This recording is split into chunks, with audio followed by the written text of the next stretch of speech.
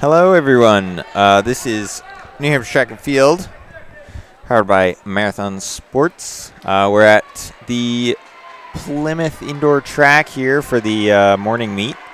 I got the 4x8 currently running on the track. We were just working on some technical things for the first few laps together. Yeah, we got a mixed 4x8. There's 4 boys teams running. Bow, Merrimack Valley, Laconia, and Belmont. Oh, and Winnisquam, so 5, sorry. And then we've got John Stark and Belmont for the girls. And this is the second exchange, so we're seeing the third legs now. All the boys have just made the exchange. Halfway through, looking at somewhere under 10 minutes for the lead, boys.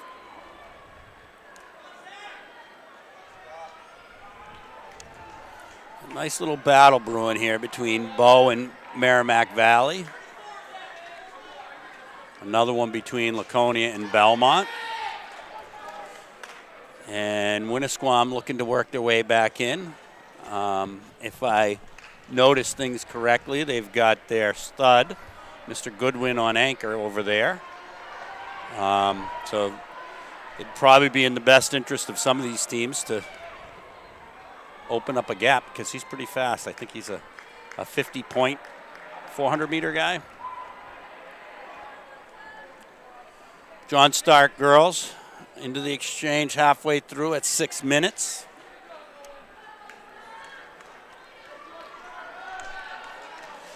And here's Belmont girls for their second exchange. Right at about 6:17.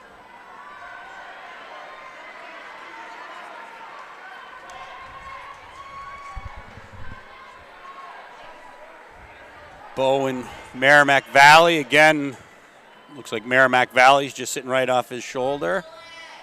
Probably looking for that last lap.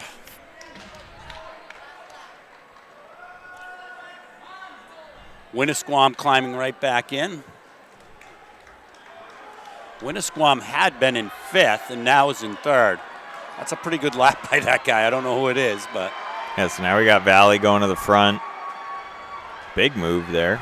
Again, I'm not sure if anybody, I don't know that they're far enough away. I don't know all these kids yet, but I do know Goodwin's pretty fast. Looking at the line, he looks like there's a chance he might be the fastest guy on the line.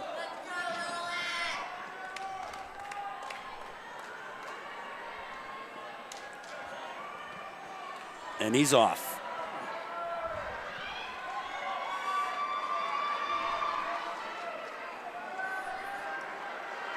Winnisquam cutting into Bow and Bow cutting into Merrimack. So these guys are 2 laps in. They're probably going to be pretty even.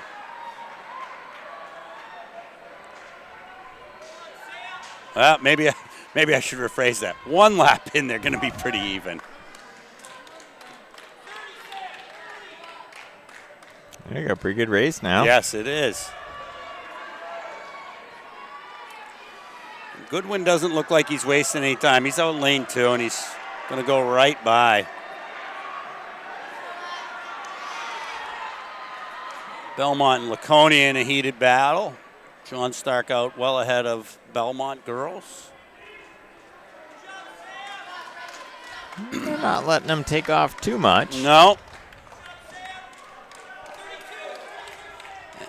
And he had about 30 meters that he made up almost all in 1 lap. So that's one of the things that's a benefit about being the team in front on a 4x8. They got to all chase you down to catch you, and then it's what are they going to do with it once they get there.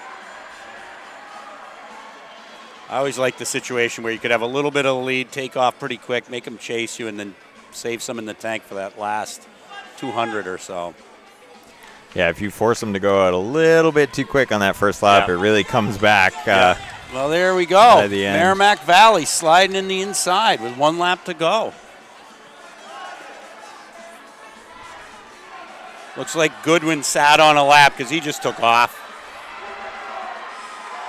I'm not saying it's easy. He's gone to the arms pretty hard. Yeah, he's extending a lot right now. But when you're good, like, you can be tired and still run pretty fast. And he's got the pain grin on, but he's through. 9:28 or so. Merrimack Valley for second, Bo for third. We did have a battle between Laconia and Bo. I'm trying to pick them up. I mean, Laconia and Belmont. Belmont looks like they've taken the advantage here. And they'll be finishing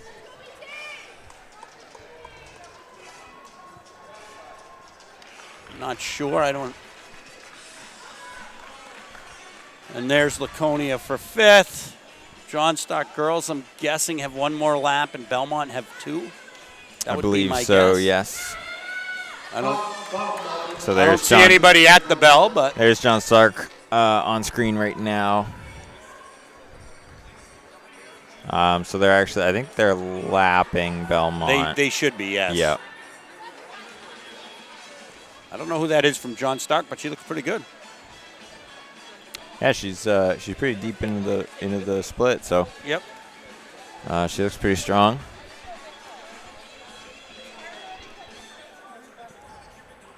I didn't get a chance to talk to Scott Clark about his 4x8s.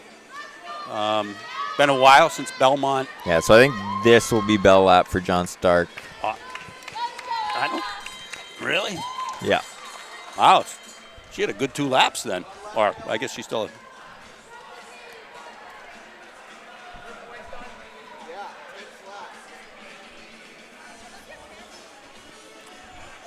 I thought I just heard them say that Belmont has 1 lap left, but pretty sure that's not how it is.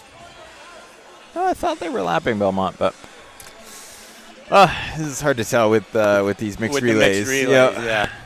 When the boys finish up and there's still 3 laps to go on the track. So mixed up because you got some people lapping like 4 times, some people lapping 1 time, some people on the same lap. We don't know.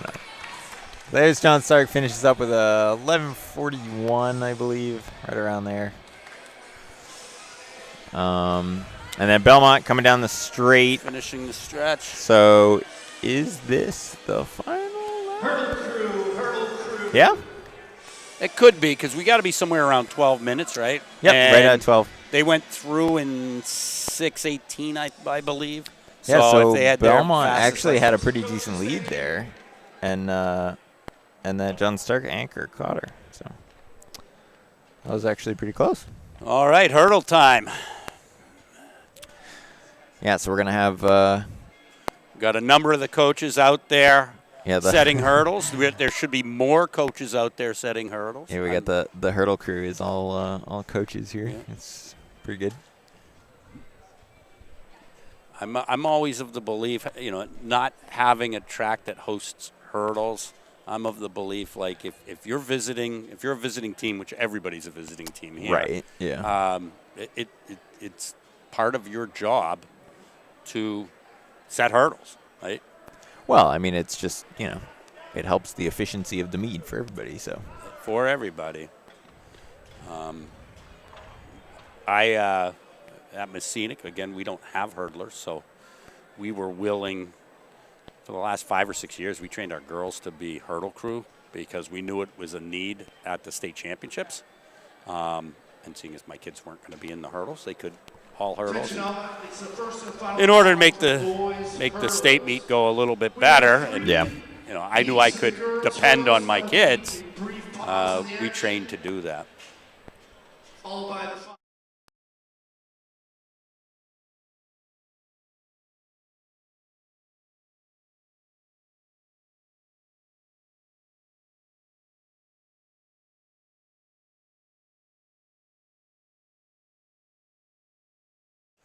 They've got the girls down there getting ready, setting blocks.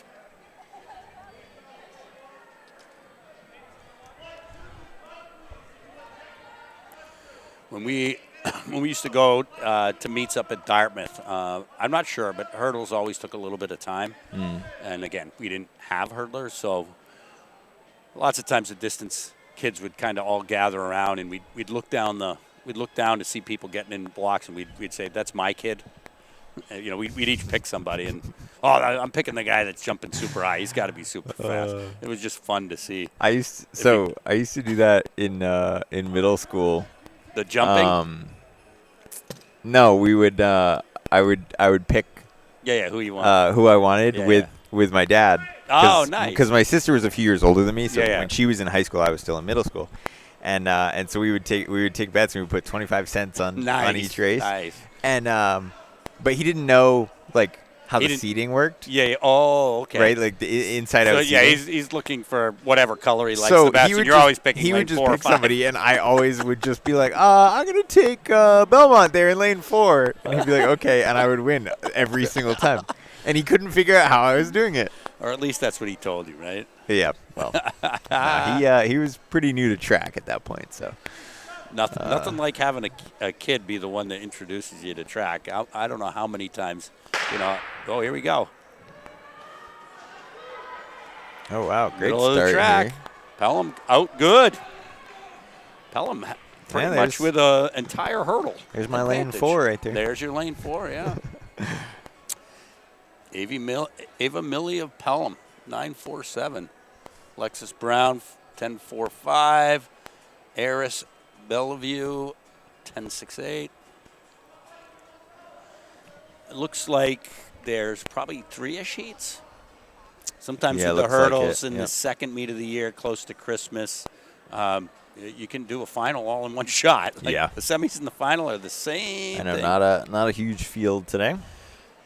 I think it's bigger than your normal meet before Christmas, and I think that's because Christmas is middle of the week. Right. I know lots of times if it's up tight to the weekend, people are traveling and things like that. And I've been to. Yeah, I think I've been to the Monday or something. I was gonna say I've been to the meet at UNH or something like that finishes in an hour and a half. Yeah. Oh, it's just empty. Yeah. Yeah. One heat of everything. Right. Do like mixed 3K and 15. Yeah, right. Yeah, I remember we used to have like weekday evening meets at UNH, and there would be like, a handful of teams there. Really? Yeah. I don't ever remember that. Was that weird? Was that back when you were in JV, Davio? I was never at JV. I know. Rude. But I mean, I know that's what they do. Like they had a JV meet last Thursday, I think it was. Yeah. There we go, our middle lanes. We got Bo out front, followed by Laconia and Milford. Yeah, Laconia held it even for the first couple of hurdles, and then Bo kind of pulled away. Emily Foto of Bo takes that one in 10.61. Sophia Downs of Laconia, 11.10. Isabel Coronaro of Milford, 11.22. And then they start smelling the names. Difficult. Takes me half a second to process, and I don't get enough time to say them.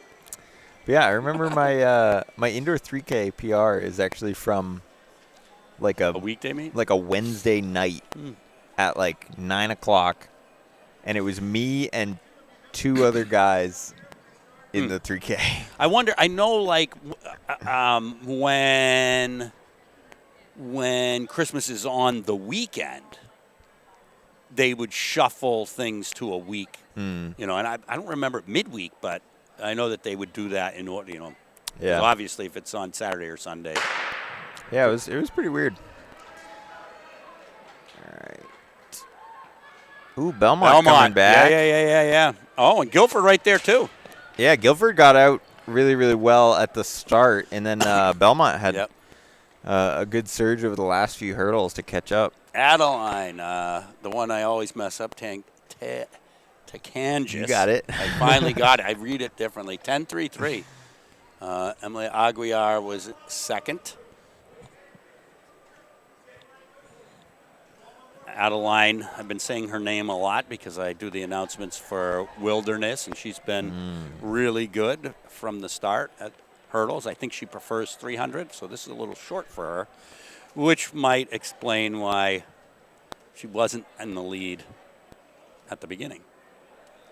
Yeah, she likes some extra distance to make up some ground there. Make up some ground.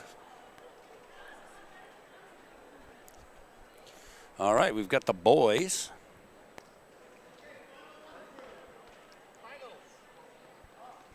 Attention all athletes, the first and final call for the girls' 55-meter dash.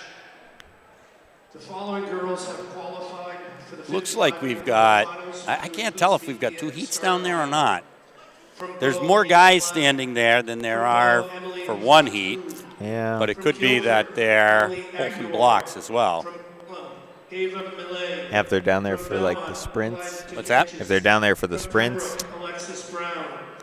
Oh. Wouldn't it be ladies though? Yeah, I guess so. This being my first indoor meet. I was in Indiana last week for Junior Olympics. And that course was really, really nice. It was definitely a little greasy. It reminded me of the hot shot NCAA Division I meets. In some ways the grass was perfect, mostly flat. But yeah, I mean Indiana. It took us 2 hours to get all the bib numbers and stuff like that. So it was pretty cold. Thankfully, race day was nice. I got to catch up with Tim just briefly on the course. We didn't see him before like we were supposed to because I was standing in line for so long. You know, Indiana. You want to know a crazy thing about Indiana? What? There's a couple crazy things, but Indiana is one of those states that has a split time zone. Oh yeah. So it was supposed to. We had said that we told people we were going to get to the course at 3, and we get in the car and we're driving, and it tells us we're going to get there at 4, but it's only going to take us 3.5 hours to get there, and we left at 11. It's like, what are you talking about? And then I guess there's places in Indiana that just pick what they want. Yeah. I don't get it, but yeah, there's a few. I know there's places in like Arizona like that. I think that just like decide whether they're gonna do. Well, I think because it's like whether they want to do like daylight savings or not. Right, and then, right. And then you have the time zone change as well, and it gets all messed up. So. But yeah, my family's in Indiana right now because they went to the Indiana Notre Dame. The what? The Indiana Notre Dame football playoff game. Oh, gotcha. Yeah. All right, as you can hear, they're doing announcing there. What they decided to do because I'm guessing because the meet's not super crowded, leave the hurdles in place. We'll bring back the final. We won't rush it because we don't need to, and so. Rather than moving hurdles and putting them up, we got the ladies there. They're getting ready.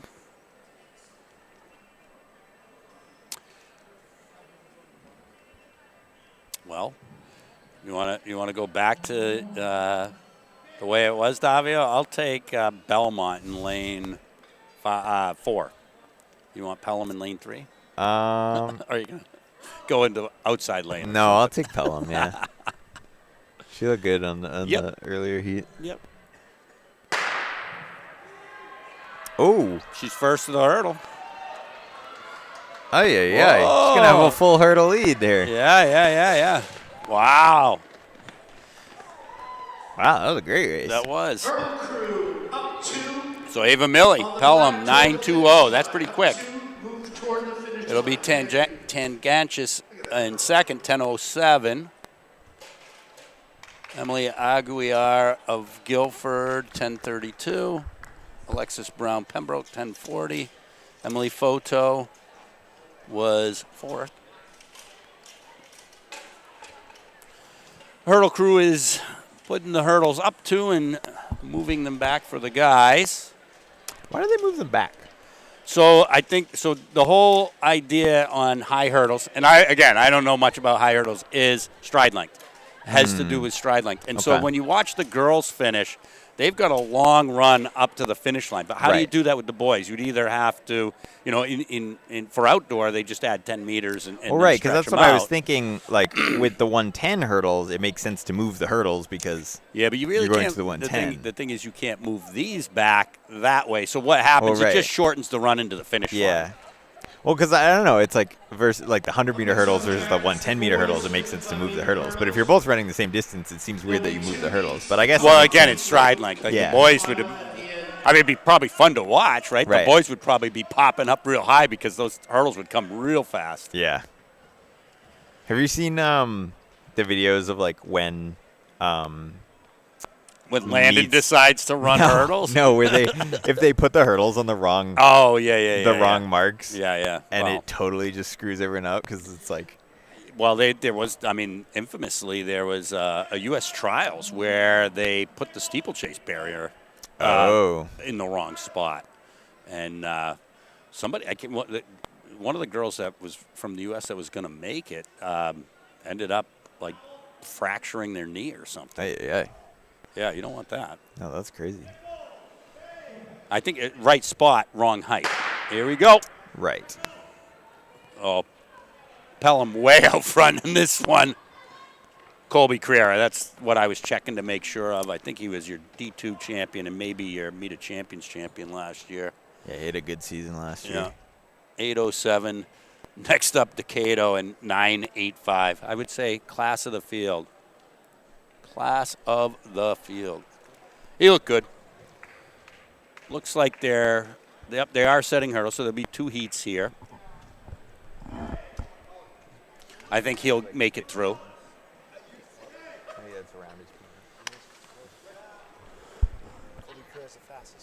I think if I was looking at that properly, there were 2 Belmont guys there, and if I'm looking at down the line properly, it looks like there's 2 more Belmont. Yeah, I believe so. People that can go back historically and recognize Scott Clark as a coach from St. Bonnie and building some really strong St. Bonnie teams in cross country might have a hard time understanding how he ends up with such a strong sprint hurdle crew at Belmont. But he's a true practitioner of track and field. So unlike me, who's kind of a one-trick pony and trains only distance runners and an occasional shot putter, he's kind of a lot more well-rounded in that capacity.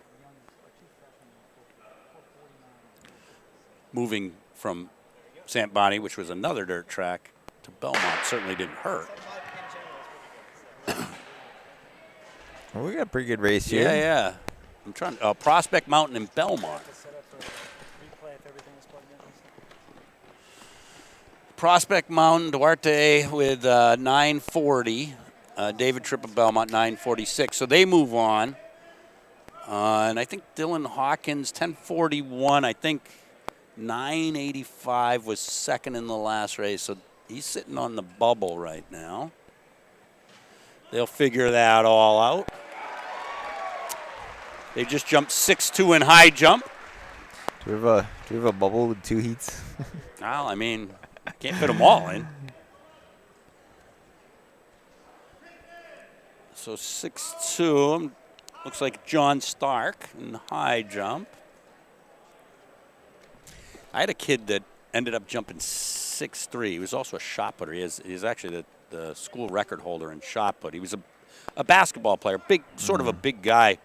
But when he ended up going to Meet of Champions that year, he was by far the biggest high jumper out there, bulkiest high jumper out there, and the smallest shot putter at Meet of Champions. That's pretty funny. But the really funny thing was he just was a natural athlete and could jump, a basketball player. But he could jump 5'8" off either foot. Wow. And me being me, and I just like funny stuff. We tried to get him because 5'8" will win a lot of Division III meets easy. Yeah. So I always wanted him to come in and jump off his non-dominant leg until everybody was out of competition and then switch, but he wouldn't do it. And I mean, I'll give him kudos. He didn't want to make anybody feel bad about it or anything. Yeah. And I didn't necessarily think that's what it would make people feel. But I mean, there were times he was coming in and everybody else was already out. A lot of people wouldn't even notice. Yeah, right. Yeah, that's an interesting idea because then, you have a fresh launch leg essentially. Yeah. I don't think that ever mattered to him. Again, he was just kind of a massive kid. from Pelham, Kobe Creer.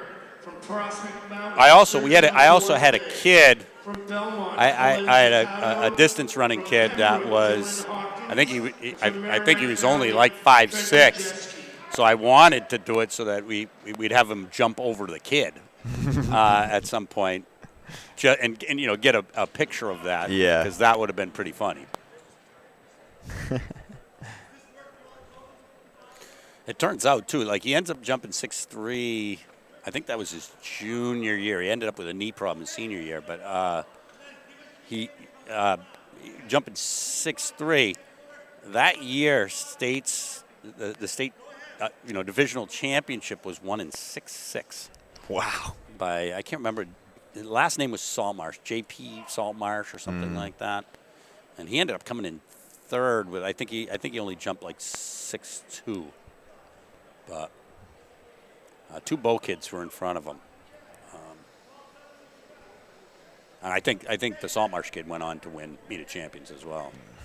I think I jumped like 5'2". I think I jumped like 3'8". I did it for decathlon. Oh.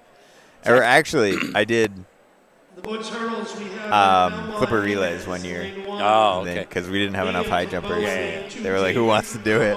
Sure. People. For Sergio from Prospect Mountain, lane 5. Cullen from Belmont, lane 6. Pembroke Valley's Dylan in lane 7. And Trenton from MV in lane 8. So this will be the final. We got Creer in lane 4. I don't think I'm going to go out on a limb here. I think I'm going to call Creer the winner. Yeah, I don't know if that's a limb. And I hope I'm not staying right in the middle of the tree on that one. I'm also I certainly don't want to like jinx anything either, for sure. But yeah, he's in his heat, he was leader. well over. Yeah, and he was well over a second ahead of everybody in his heat. So I think one of the things too is in looking at what these times are. I don't even know what these times mean or anything, but this is pretty early in the season. If you're a hurdler, you just started the season, and where something's such a tempo-based event, you need more time on feet, and he certainly seems to have it. He won that easily by over a hurdle. Colby Creer, 7.98. Essentially a second and a half better than everybody. Sergio Duarte of Prospect Mountain in second. Yeah, so that's the state lead. Yeah. And he was 8.35, I think, in the last one. So he looks pretty happy, as he should be. Yeah, go sub 8. Pretty early. Be interested. I would say I'd be interested. I mean, it has been a mild fall, so it's possible you could have been out on the track, doing hurdles and set up properly and stuff like that. But geez, hurdling and cold. No, definitely not. Well. Looks like a pile of girls down there at the start line. Not sure exactly how many equals a pile equals a pile there.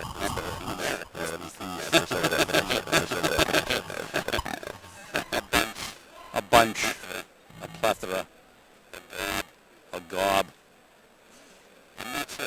I'm not sure too how they're seating. I don't know if they're fully mixed. Like lane 4 of every heat is the fastest. I guess we'll know here shortly, right?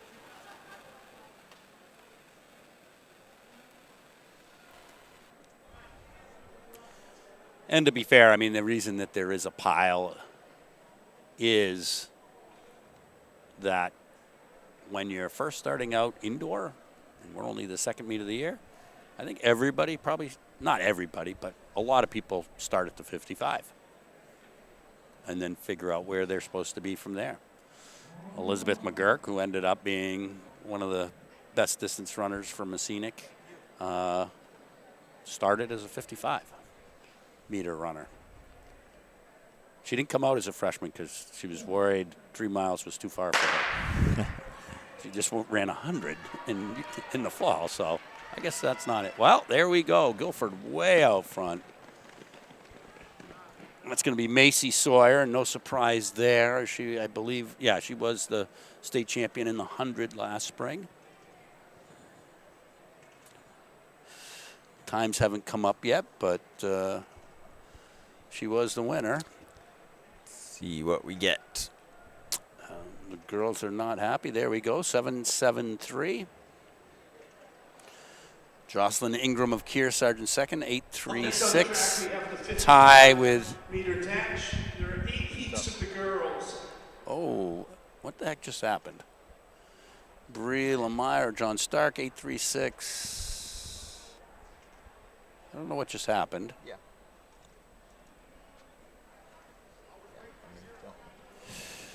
All right, we got heat 2 down there.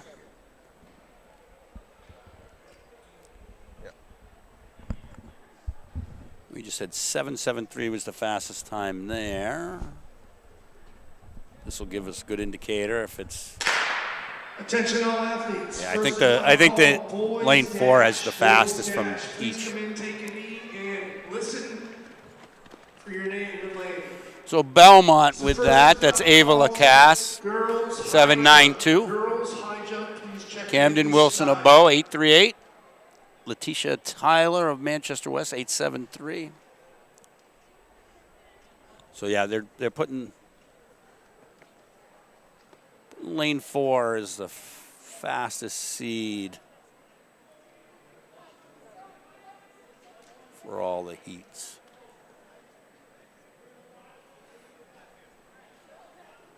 Did you ever run the 55? Nope. Never? I don't think I ever ran anything shorter than 1,000. Actually, it's not sure. I ran the 600 one time. Yeah.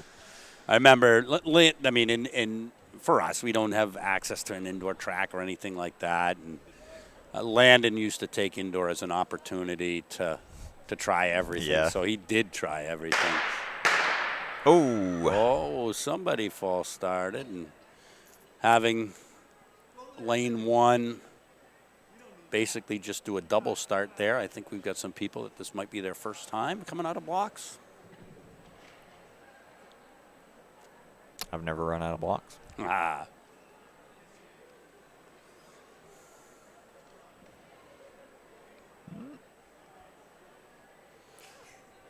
I'm not sure. I can't see anything happening down there, and they might be using this being second meet of the season. Oh. Yeah, we just went straight back to command, so I think everybody's good. You got lane 2 not even coming out of blocks.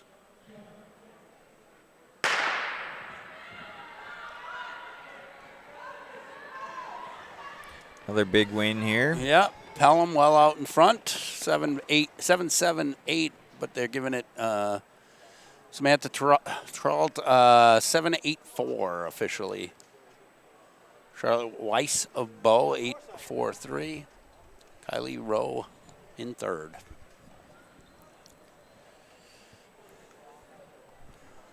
I mean, this early in the season, if it's not egregious, call them back, let them know. It is important, though, at some point, right? Like, I remember we go to the first meet of the outdoor season, and the officials would gather everybody up, and they'd say, we're not gonna enforce the jewelry rule. Mm-hmm. I think the jewelry rule is dumb, don't get me wrong. Yeah. But if you're going to have a seasonal rule, don't not enforce it, right? So on that, here we go. Oh, this looks a lot more even than some of the other races. Brady taking that one. I think that's Camden Dupree. Yep. 8:10. Jenna Burkett of Kearsarge, 8:39. A lot of people have run 8:39 today, it seems. But I mean, I think it's definitely important that you call, like, if there's a mistake made, call the mistake. You don't have to. Right. You don't have to penalize them for it, but call the mistake because you don't want them learning incorrectly. Right. You still want to be them aware of Right. the issue, even if you're not. I know I would often take the first exchange zone in the 4x1s, and in that situation I did DQ them because that's the only way they're going to light. If you let them go through officially, and if it's early in the season, they have plenty of time to fix it. Like that's not going to be their fastest 4x1 time. Right. And that's something that obviously they know and are practicing in practice. Well, I mean, I think lots of times at the Division III level, what'll happen is you put together a squad of what you have. True. But I'm saying it's a little bit harder to practice, false starts. Yes. Well, and when your coach is just saying ready, set, go, right, and it's like you can't tell whether they false started or not. Here we go for this next heat. Looks like we got Kearsarge out front. Oh, but that second spot, there was 4 of them right there. That was pretty tight. Javira Lisech, 822. Madeline Briggs, Prospect Mountain, 860. Gianna Panza, Merrimack Valley, in 3rd.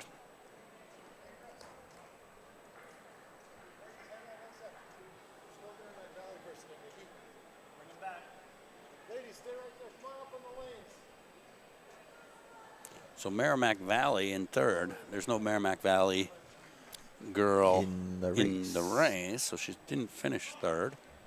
I don't know if she wanted to finish 3rd. Yeah, you'd probably take it. There is a Merrimack Valley down getting in blocks. Those Winnisquam uniforms are pretty nice, the Bears. Yeah, those are cool. I like those. Nice, texture. Yeah. I think, and I'm not picking on John Stark for their uniforms being white, but white's a tough color. Oyster River has the white tops and stuff like that. I think it's just a tough color. And of course, we all know the best uniform in the state is Fall Mountain. Those are pretty cool. Maroon, black, and white camouflage. I do like the white Oyster River ones. You do? Cool. I do, yeah. Oh, okay. I like them. Well, because I'm just saying white in general. There's not a lot of yeah. There's not a lot of white and blue though. I mean, I just think white stuff. And like I was talking earlier, the favorite uniform I think that we've ever had at Messina turned out to be the first ones we had that were white. The kids loved them, but we didn't know that because they were old. It's like when they're old, you want new ones. Yeah. Then when you get new ones, you're like, oh, I kind of like the old ones. That was awesome. Yeah. That was awesome. White and red is it's a few schools that they use it, so it's a little bit. Wow. Yeah, I mean, red is tough. Yeah. And Messina's been red forever. Co-Brown's been red forever, right. And there's so many schools that are red. Yeah, but I know I always have trouble doing Londonderry and Pinkerton. Oh, yeah. Because they're very similar. Every school should have its unique color. The rainbow on the start line. Salmon and can you imagine having a salmon teal uniform? Teal. I don't know. we had a kid on our team that would wear a pink shirt. And he didn't like us saying pink, so he said it was salmon. I ended up making a shirt with his face on it, salmon. Brady way out in front there. I'm guessing that's Sarah Allen, and it is 812. Addison Grisone of Goffstown, 852. Leah Lesage of Milford, 857. Cora McKenzie, Prospect Mountain, 879. Look at that. I got through 4 names. Pretty good. I know. Nobody had a tricky name for me. Impressive. I can't remember. I was talking to somebody the other day, and it's like, You can almost look at an entry list and know who your winners are going to be because it's going to be the hardest name to pronounce. Of course. Doesn't matter how fast or anything. They're just going to happen to win because it's the hardest Right. name to pronounce.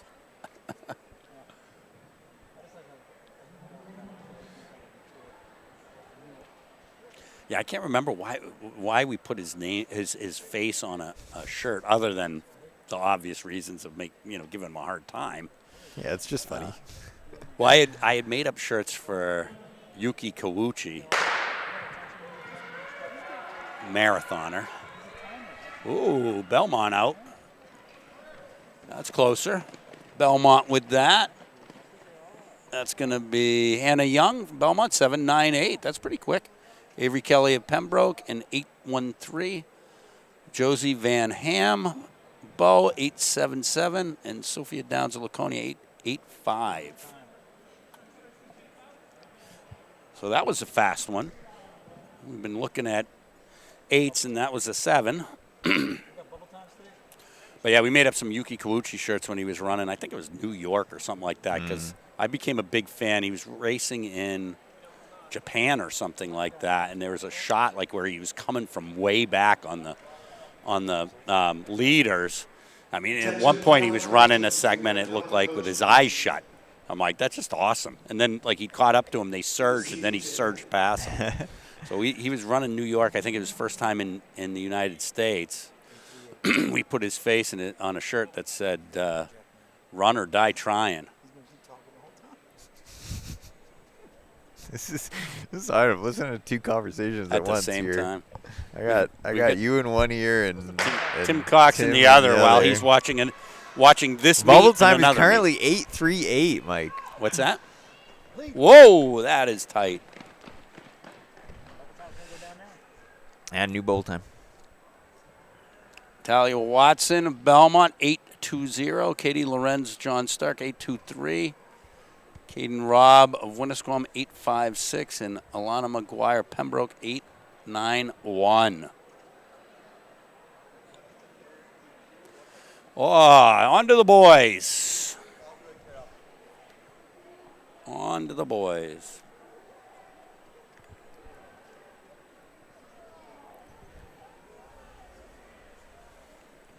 I think they're double checking the heats at the moment. Want to make sure we don't have a repeat of whatever happened there.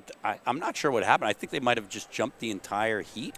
Or maybe there was an empty lane and somebody moved up. Yeah, I think there's somebody who went a heat early. But, or a heat late, maybe. Yeah. If there was a gap in there. But she said she was called at the start line, so I don't know. But we got the times assigned to the right people. And the right people. We're all good. I'm all good anyways because I don't have anything to do with that part of it. Not my mess up this time. Yeah, you just sit here and talk. Just sit here and talk. Pretty good gig. Like I say, you do what you're good at, right? I lift boxes, move stuff, and talk. Have all your Christmas shopping done, Davio? I do. Yeah. I wrapped all my presents too. Of course.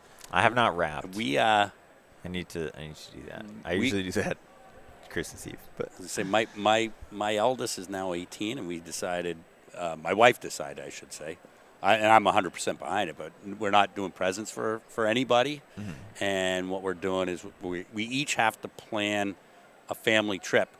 And so the night before Christmas Eve, we're getting the family together, and everybody's gonna do their presentation, and then we're gonna vote.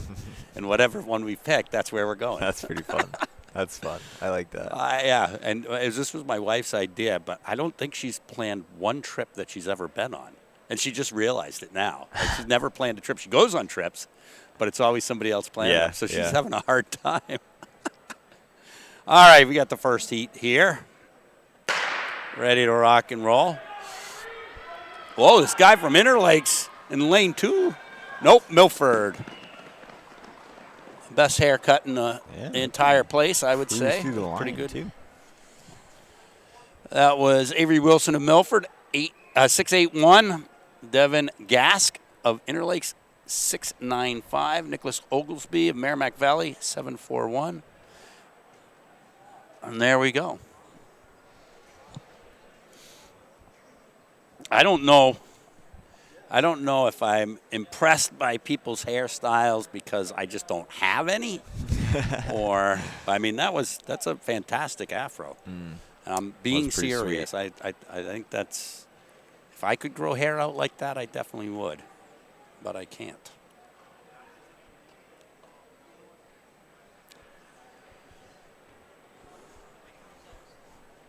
I know. Look at that afro. That's awesome. That is pretty sweet. I actually made 2 vacation trips. That's Because against the rules. no, I made 2. I only present 1, though, and thank goodness I did, because I was trying to come up with, I don't want to say one that's like crazy and then one that's more simplistic, but it turns out I can only use one anyway. Bo, quite a lead on this one. That's going to be Cody McCrane, Craney, 7:05. That's pretty quick. Camden Plord of Goffstown, 7:43. Alexander Craig of Pembroke, 7:75. Ryan Holtz of Guilford, 7:83. No, but I did one. Rent an RV.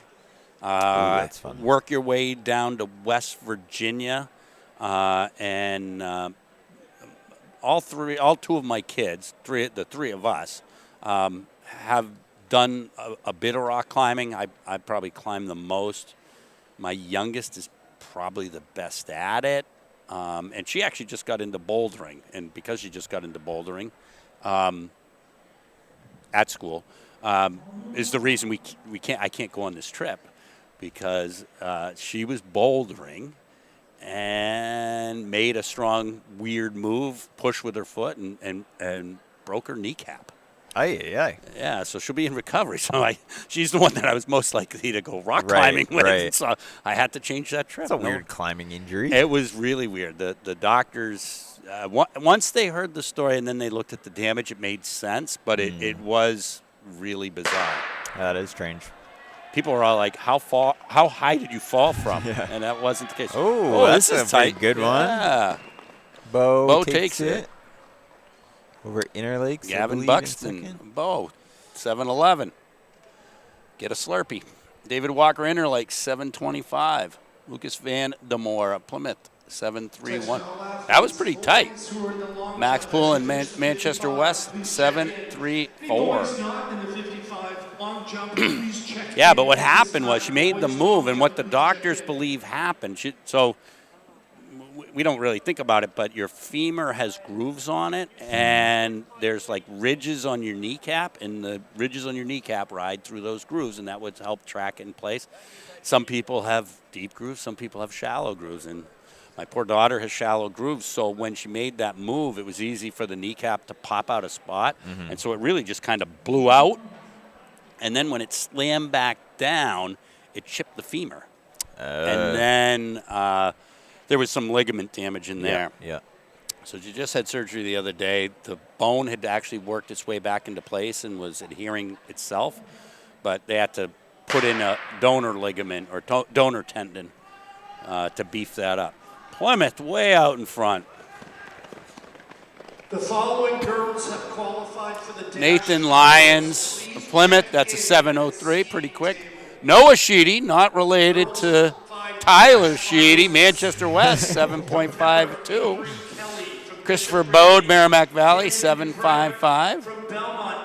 I think Tyler Sheedy right now is like living vicariously through his namesake because there's no way that Tyler could run that fast in a 55. He was certainly not a sprinter. No, he was not. That's Avery Kelly, Camden Dupre, Ava Lacasse, Macy Sawyer, Samantha Tate, Johanna Young, Sarah Allen, and Talia. Tyler Sheedy, part of the New Hampshire Track and Field 4x-mile. What is that for? Like, he just said that you guys are doing that. What do you wear? Yeah, at New Balance. New next Balance? week they have a 4x-mile. Nice. So we're gonna do it. Who's your forward? Oh. It's me, Sheedy, Ben Robinson, and Chris Jernigan. Okay. As of right now, we'll see if that is the final 4. But yeah. I mean, we would run at our home meet. We'd run 4x1600. We didn't run 4 by a mile because the marks were too much. Yeah, I think this might be a 4x1600. But we would do it because dirt track, like what the heck, right? Why not? So we would do it, and I'm like, man, we would have been probably Division III state champion a lot if we could have run 4 by a mile because we always had mile or 2 milers. Yeah, I know Coburn probably would have been pretty decent. Yeah, I would think if that so was as well. an event. Yeah, absolutely. All right, this heat's tight at the top too. Milford taking that. I don't know what that was. He almost ran into your camera there. I know, it's in a dangerous Joshua spot Pettengell from Milford, 7:04. Aiden Paquette of Merrimack Valley, 7:28. Jace Frontier. Well, I'm going to wait till the time comes up because that could be just the order. I'm guessing it was tight because it's taking a little while for these to come up.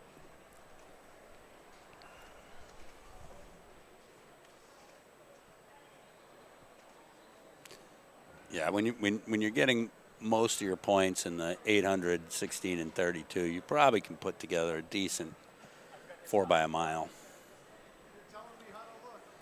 I mean, I think probably at one point we had almost 4 guys under 420. That's pretty fast. Or at least 425. I was going to say we would have never been in there. We would have had. There was a time we would have had 4 or 5 guys under 440, 445. That's still pretty deep in terms of the mile. Yeah. And because we would run this pre-meet, right? Mm-hmm. Because you can't really afford to give up 30 minutes because we'd run the boys and the girls together. Here we go, and whatever heat this is, we got Prospect Mountain way out in front as well. This is Heat 6. Heat 6. Parker Wood of Prospect Mountain, 7:16. Owen Turner, Merrimack Valley, 7:35. Caden Schrong of Pelham, 7:49. Declan Perino of Laconia, 7:99. Can I get the 5th? Jonathan Barcel of Kearsarge, 7:99. Look at that. I remember a couple times after our 2-week break in between seasons, we would do what we called pickup 4x4s, where we just got a bunch of people to go up to the track and we would nominate 2 captains and pick teams and run a 4x4. Nice. And I think at one point we probably had 3 or 4 different teams go. So we had a decent amount of people that came. Yeah. And we'd like if you pick teams, it's distributed relatively even because we all knew basically what everyone could run, and it always gets a little interesting because you're going to put a 2-miler in, and you're really not exactly sure what their 400 might be. Right. So sometimes you get a surprise. Where it was we don't really know. Yeah. And it was after our 2-week break, so we weren't really sharp. Too impressive 400 times, but it was fun. Oh, this is tight. Looks like it's going to be Prospect, but Laconia was right there as well. Prospect, Dominic Scarpa, 7:45, and Nicholas Chrysopoulos of Laconia, 7:49. Ari Booth of Winnisquam, 7:58. Laconia with the new uniforms. I like that. Yeah, they're pretty cool. We had one. It was one of the Monadnock meets, and we ended up putting 2 girls 4x4s together. And they kind of did. They picked their 4x4s, and kind of did it. But we had one that built up a really big lead. But we had twin sisters on there, and one of them was quite a bit faster than the other. And so the team that was out ahead had the slower sister on it. And so people were screaming their because they ended up on the anchor leg, right? Yeah. And that's one fun. sister chasing down the other sister was awesome.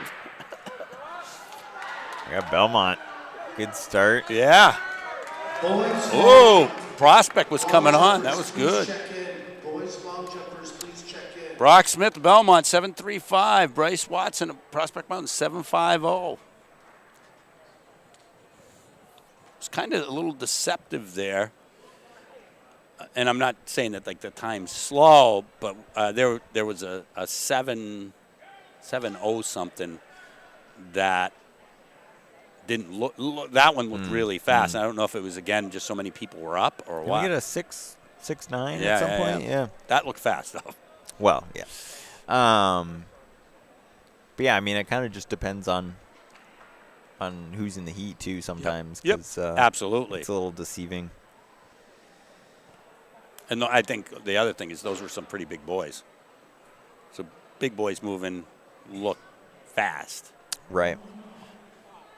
Small deceptive and boys. it's just some people look so smooth. Yeah, too. yeah. You can't even tell.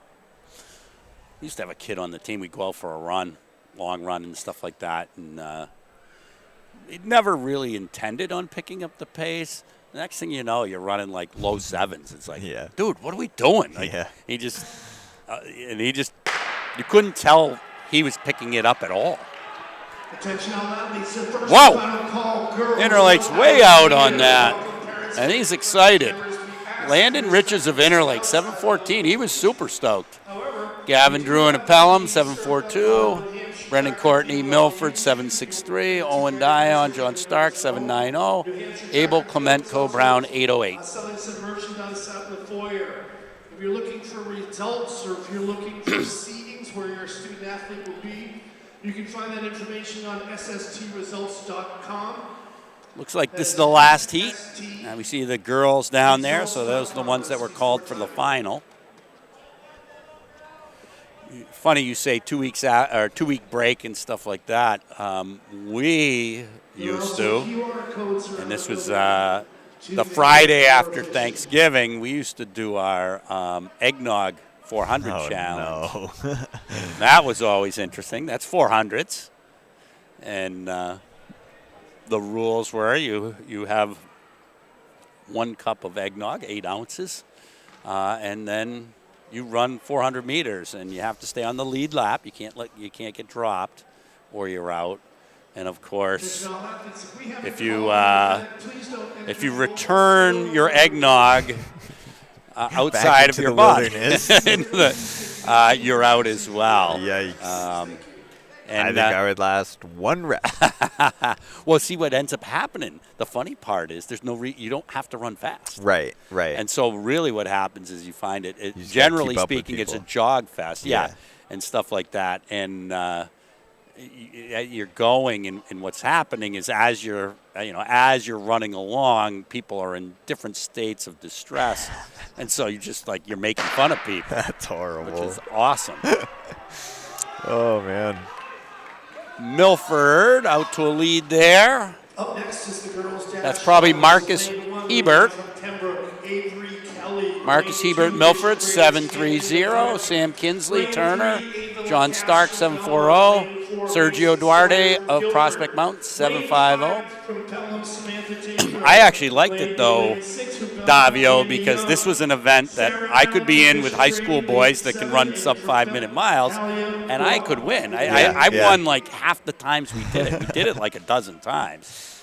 I could do that. There was me and this one other kid, and then maybe one other kid that ever won. But this other kid, Chris Blaze, he has the record. He completed 5K. Wow. 5K, 12 and a half laps before. So he drank 12 glasses of eggnog? 13. He did 13. I don't think I could keep that down without the 400s. No kidding. And that was the funny part. You'd get 5 or 6 in, and you could, you swear you feel it in your throat. Like that's nuts. There. Yeah. That's a lot of eggnog. One of the cool things, too, is when you returned it, it came out like a fire hose. So you've got this creamy tan fluid. Gross. Fire hosing. That's like a gallon of eggnog. What is that? It was a lot. And here we go, the heater heat for the girls. And it's tight, but it's going to be Macy Sawyer of Guilford. Yeah, Macy Sawyer, Guilford, 7.69. Sam Terrell of Pelham, 7.78. Ava Lacoste, Belmont, 7.81. Camden Displays of Bishop Brady, 8.03. Hannah Young of Belmont, 8.06. From Bow, Gavin Buxton, and from Prospect Mountain Park. I'm going to say just one thing, Davio. because I don't want it to go unrecognized. There were 8 girls in that heat. 3 of them were from Belmont. If you're at the long jump, please check You think they might be able to put together a good 4x160? I hope so. 4x160. Certainly a 4x1 when you get to the outdoor season. True. Yeah. Yeah, I think the most I ever got was like 8 or 9 in. That's crazy. And what'll happen? You'll take you buy these things. They come in half gallons, right? You can't. I was always trying to find it in gallons, or even a 5-gallon bucket would have been great. But you buy like 12 half gallons, and after the first 2 or 3 laps, you like sitting there looking in there, like we're never going to have enough. But then people start dropping like flies, right. and Yeah, because at the start you're going through a ton. You're going through a ton, exactly. Yeah, exactly. You run out of people pretty quick. Well, in the first year we did it, I think everybody was out on 5. I think I won on 5, and I did not return the eggnog, and then like 2 hours later, I took like a 1 hour nap. Like I had to. Yeah. I had to take like a 1 hour nap, and then I was fine. Yeah, you need some recovery after that. So then the next year, because I've got high cholesterol, I'm like, I can't do regular eggnog. So I went out and found like soy nog. Yeah. And that ended up getting returned. And then I realized I really don't need to worry about this, because if I don't keep it, it's not going to add to the cholesterol count. Right. So we just went back to the normal because it was a lot cheaper. But it's not cheap either. I would make an eggnog challenge shirt. On the back it would say Nogmeister, and we'd give those. Whoever won would get a Nogmeister shirt. That's awesome. Stupid stuff, right? I hear people doing the milk that. Try that for your next marathon. Take some eggnog every aid station. Every aid station. Oh, what, every 5K? Need some fuel. Some nice eggnog. Yeah. Hey, do you hit your calorie count? Yes, you would.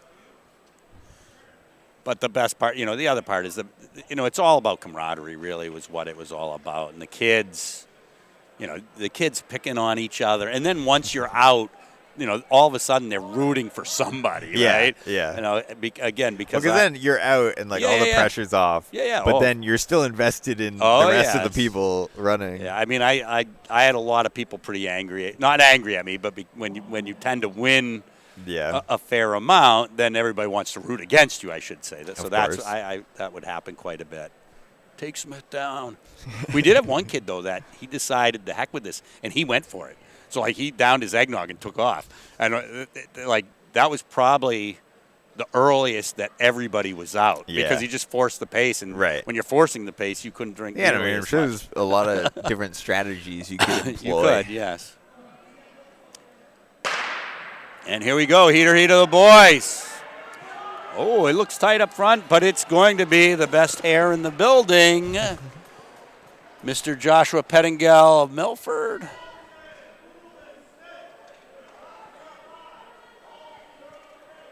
Avery Wilson of Milford, 6.70. That's pretty fast. Devin Gask of Interlakes, 6.94. Nathan Lyons of Plymouth, 6.97. Cody McCraney of Bow, 6.98. Joshua Pettingell of Milford, 7.03. And again, there's 2 Interlakes guys in there and 2 Milford guys. I'm going to ask that everybody please step back from the track. All right, now we're into the longer races. I guess when you're running a 55, everything else is a longer race. Yeah, it doesn't get much shorter than that. Nope. So this is the girls' 1,000. Girls' 1,000. I'm guessing one heat, but based on the number of people that are there. Yeah, it looks like it. Unless they're still over getting numbers. One heat of the 1,000 would make sense to me at in a day like today. Yeah. You can fit a lot on a 200-meter track too. We also did another one. At the end of track season, we'd do what we called the Fear Factor Mile. Mm-hmm. Everybody would bring 4 servings of a flowable liquid, non-medicinal. Okay. You could pick whatever you wanted, but it had to be a flowable liquid, non-medicinal. And so people would try to pick. Generally, what would happen, you try to pick the grossest thing you could come up hot with. sauce or something. And yeah, but see, that's the thing. You could do hot sauce, but what's a serving size? It's probably a teaspoon. Yeah. So your mouth would be burning, but right, that but would it's be not it. very much. Yeah. Okay. Right. Yeah, because you can run with a hot mouth. Yes, exactly. And so what had to happen is at the start of every lap, you had to drink whatever. Oh, and then we draw numbers. Yeah. And that's how you ended up with what you ended up. Oh, we are going to a barrel start. I love this. Somebody is reading my mind. I love this. It's going to be good. I actually like it. I mean, there's a number of reasons I like this, and I think we don't use this enough. And the reason that I say that is because you see it at the championships. Mm-hmm. So you need to use it. My kids, if they hadn't run any barrel starts and stuff like that, what would happen is they would get all nervous if they ended out way out in the barrel. But they'd get nervous way out in the barrel. And I think if you're like inside lane on the barrel, that's sometimes the best spot you can be. I think the worst spot sometimes is in the one spot. Yeah. Because everybody else wants to be in the one spot. Sometimes it's not the best place to be. And unless everyone just crashes into you. Unless you can get out quick, like you're in the back. Right. You might as well be way out on the outside. And if you rip from out there, you can take the lead when you come off the turn. Here we go. And they're off. And there is a little, I don't want to say pushing and shoving, but there's a little like, yeah, but get to the inside. Not on the barrel, though. She's out. Lane one gets out, no problem. The barrel gets out pretty quick, too. Yep. That happens sometimes because when you're in the barrel, you can't see the inside lane. So it's like. There's no reason not to get off the line. And if you're out there, why not get to the cut-in first? Right. And she's going to get there pretty much first. She does do a little rookie that most people do and cuts right in when you don't really need to. You can do the straight line. She's out. She's out to the lead from that outside position. But we did find that through trial and error, like what's the right combo, and it's carbonated in 12 ounces was as big as you could generally get for a serving size. That usually worked pretty good. Yeah, that doesn't sound good. Trying to think all the and then Red Bull was used quite a bit, and we had a kid that would never ever have drank a Red Bull otherwise, having 4. Yikes! Yeah, she was pretty hopped up.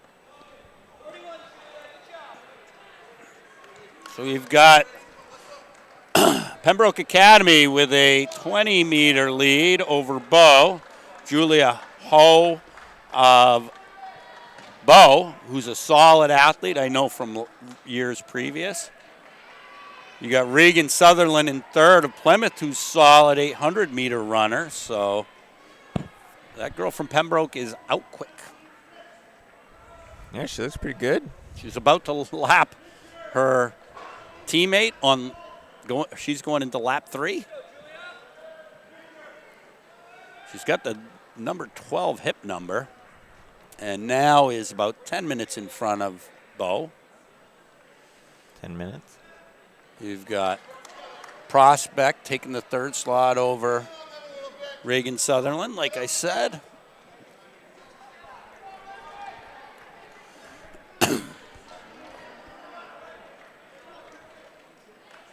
Pembroke is still staying out. Bo is starting to close it down a little bit. But in a 5-lap race, she doesn't have a lot of time left. Have a lot of time left. So we'll but the gap is closing now. Yeah, this is when it really hurts. Lap 4. Oh, lap 5. Is that right? Yeah, I guess it is. Yep.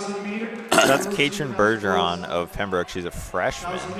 Well, that's why she's got hip 12 on. Nobody knows what to expect out of her yet, but they're going to know what to expect from this point. I don't think she's going to get caught. She's got 25 liters that stretch back out when she heard the bell. She's got a nice stride. Yep.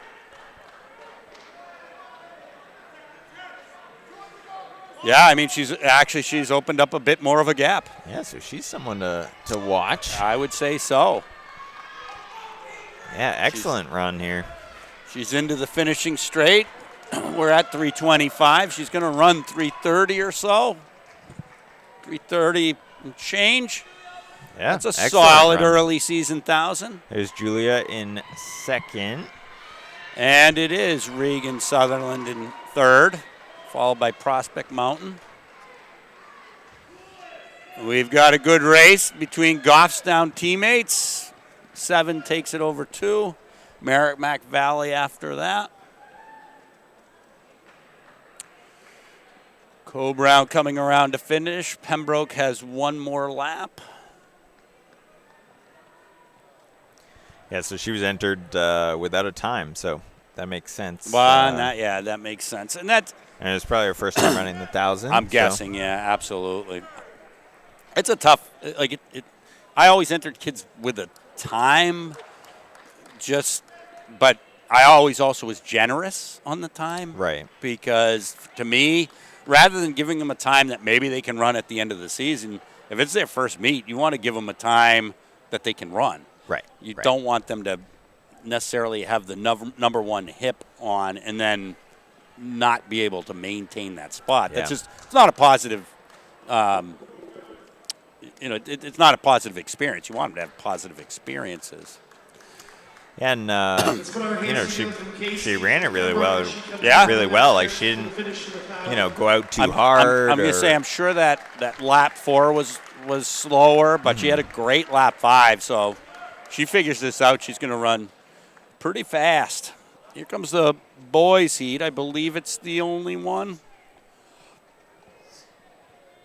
Though it's hard to tell. We got some kids lingering, but they're calling them over. So I think there's one heat. Nope, maybe not. I think we got 2. I guess we've got 2. Yeah, I see Belmont.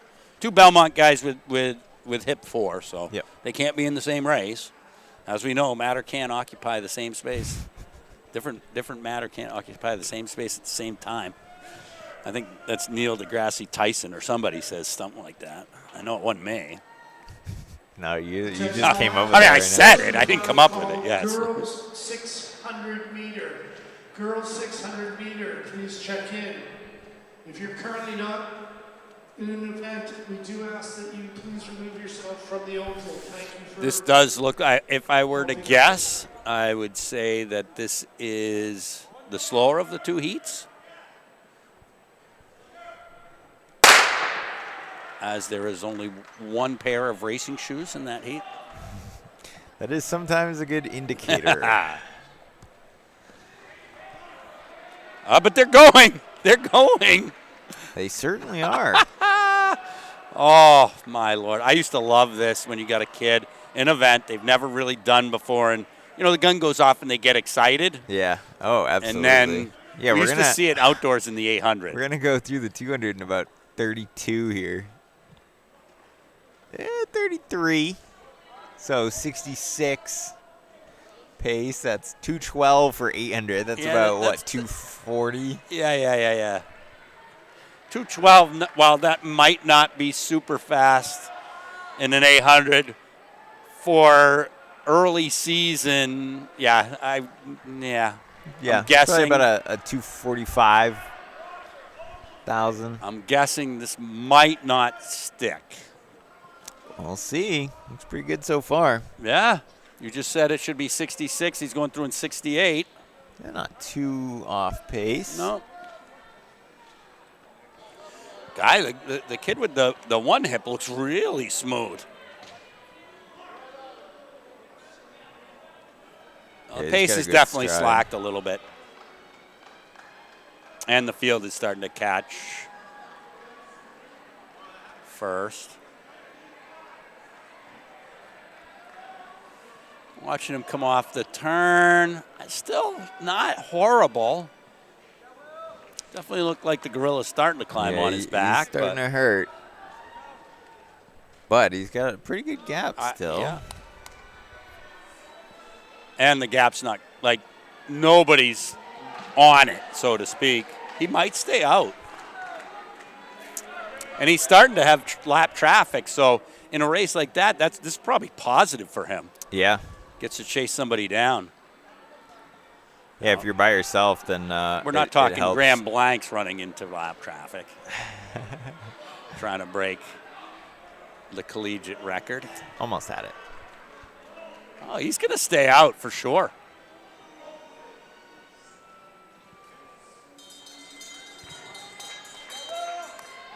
Yeah, he's definitely staying out. Well, nice job. Well done, because that looked excessively quick on that first lap. Yeah, and I mean, I think it was. Yeah. Oh, yeah. But no, he held it together pretty well. And he looks good coming. 100 to go. He looks really good. He's going to have a decent last lap. Yep. It's not 240, though. This is going to be just over 3 minutes, so those later laps did slow. Second teammate coming in. Seeded 8th, finishing second. 3:13.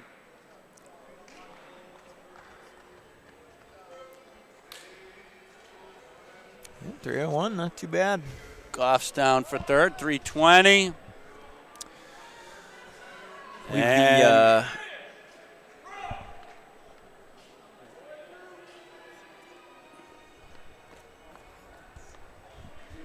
Well, Manchester West kid didn't look happy, but he looked smooth. So we have William LeClain of Pembroke with 3:01.04. Caleb Satterley of Pembroke, 3:13.79. Gavin Desclos of Goffstown, 3:18.59. And Gilead Neptune, Manchester West, 3:35.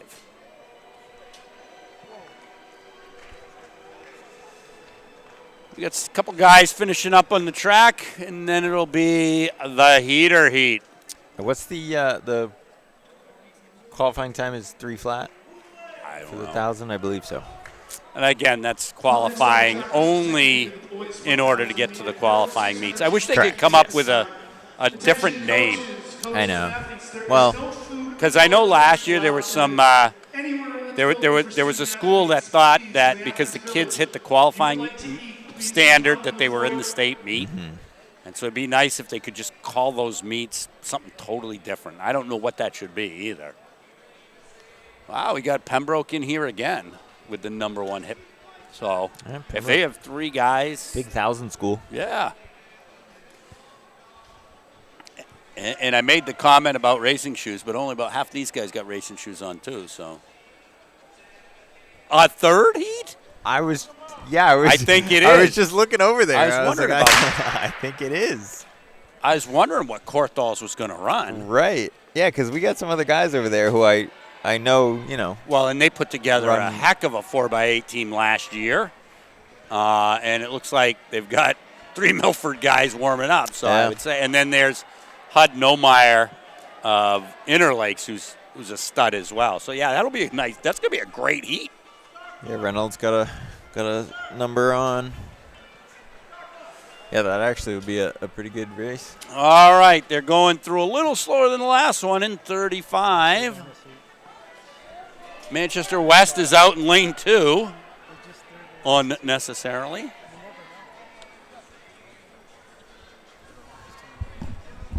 We've got a little guy from Milford up front, being tracked by Pembroke. Manchester West sliding in right behind them.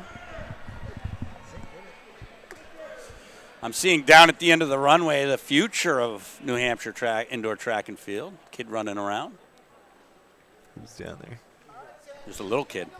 Oh, if you ain't rubbing, you ain't racing. 3 laps in, we've got him shoulder to shoulder. I love it. That's a Ben Robinson quote. That's a Ben. No, is it? No. That's Days of Thunder. I'm just making fun of him because he likes to rub people. Well, he elbowed me last week. Oh, there you go. Exactly. He claims not true. But yeah, he claims that you ran into his elbow. Yeah. Hey, that's what he said. I cut him off, apparently. Yeah. No, I was in lane 3, but. Cut him off in lane 3. All right, we've got Pembroke to the lead. followed by Milford. I saw 3 Milford guys in the next heat, so if they take second or first in this heat, yeah, look out for that 4x8. They'll have a pretty solid 4x8 that they didn't run here today. Right.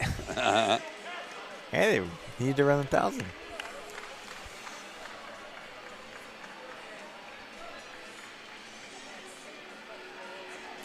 Looks like we got a couple guys where this might be a 200 meters longer than they wanted. Yeah, that's a common thread in 1,000. you hit that fifth lap, and you're like, wait a minute. Oh man, it's just such a hard event. Yeah.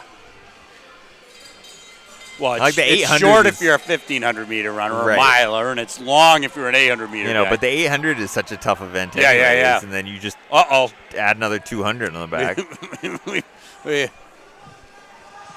We've got West is all the way on the inside lane, which is really only set up. Yeah, we missed that. We missed that on the broadcast, but I don't know what they'll do. They probably should disqualify him so that it's only about like a meter or two. I don't think that it probably improved his place or time that much. That was 3:07, so the slower heat actually ended up being faster. And then 3:13, so that was Hayden Peterson of Pembroke. Yeah, the other Pembroke teammate. Yeah, 3:01. They're not going to be seated in different heats that way again.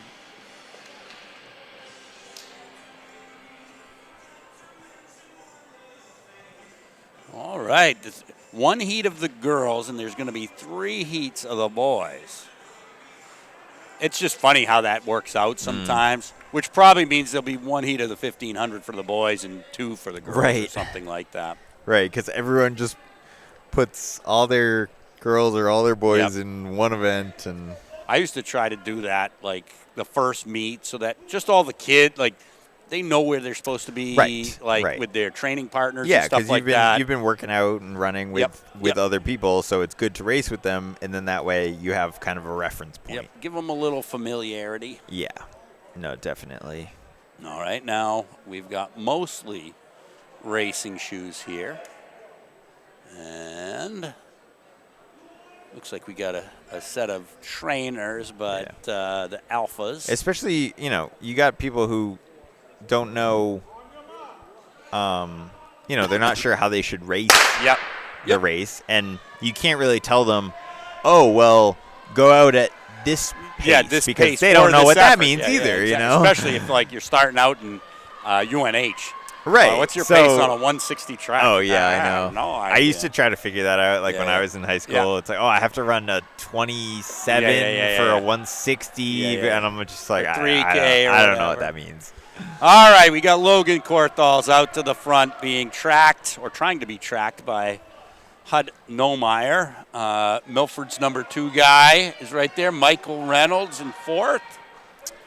Yeah, I would expect Reynolds to be in the mix here. Korthals is speed. Yeah. Korthals is. They showed it, like him and Daniel Sixon last year. Just like anything from 800 to 32. They're just going to be rough. You don't want to tangle with those boys if you can help it. But the top 4 look really, really good. Yeah, Reynolds, nice move to maintain contact. And he's at the back starting of to that go pad. around. Yeah, because he was a little bit off on that first lap. Now he's going right up to Korthals, actually, in second here. They might pass him on the inside. Holmeyer just almost went by on the inside. Oh, this is going to be something. These moves are hard to do more than once. And so Korthals responds. Yeah.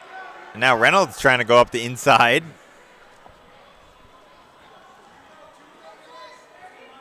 Wow, that's a tight pack. Yeah, a lot of movement going on there. This guy, Milford's 3rd guy's running solid, and he's all by himself. So we've got Korthals. Korthals running pretty Reynolds. wide in lane 1. Wow. In a indoor track, it's tough. If you're out in the edge of that lane 1, it's tough to get by. All right, Reynolds going to try to go by. Make the move. Bell lap. Can Korthals hold it? Korthals going to try to hold him off. Nice move from Korthals. That's awesome. Yeah. Reynolds did not have the inside, so.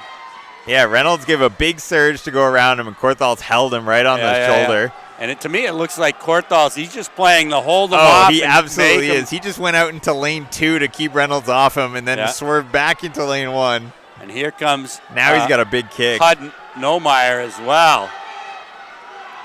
This has got a great race. Wow. 244. 4 of them under 246. That's solid racing. Yeah, that was awesome. No friends made in that race. Certainly not.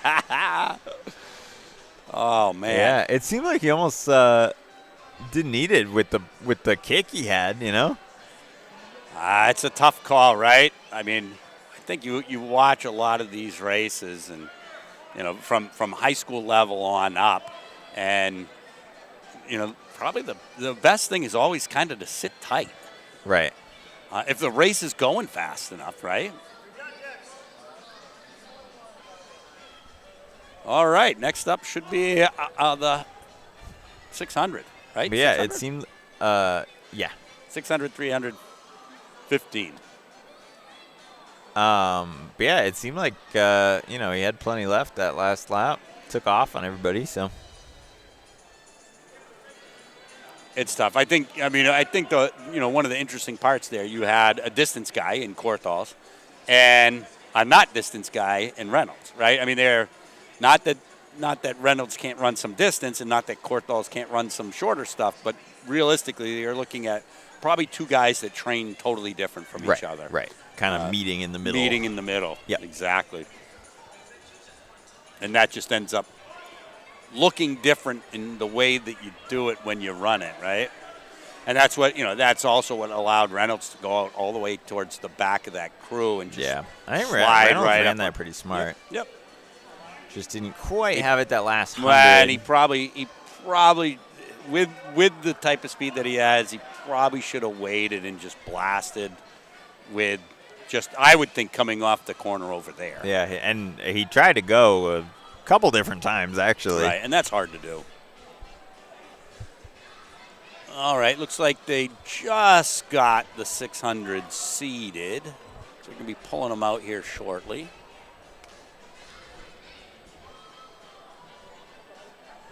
I don't know why I just thought of it, but I'm seeing a number of the girls are sending them. I don't know what they're doing. They look like they're sending them down.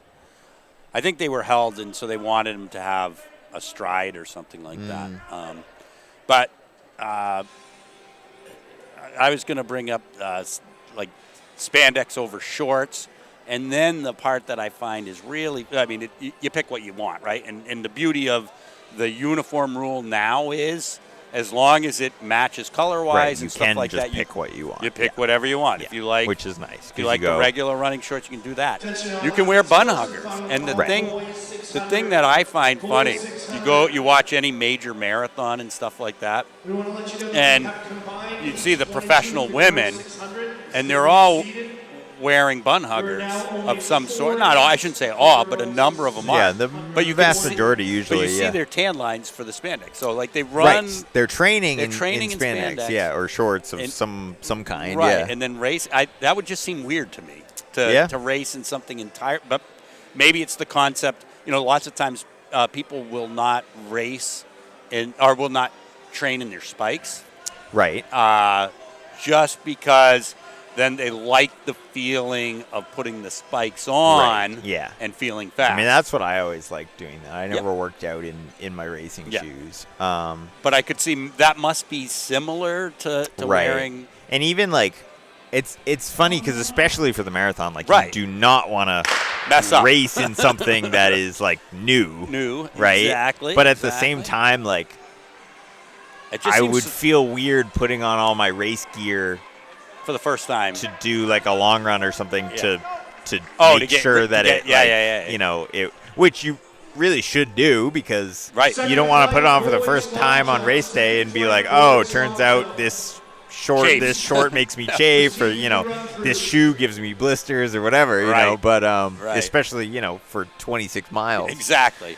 But no, it would feel weird to me to put on my racing singlet or something and go do a long run. Right.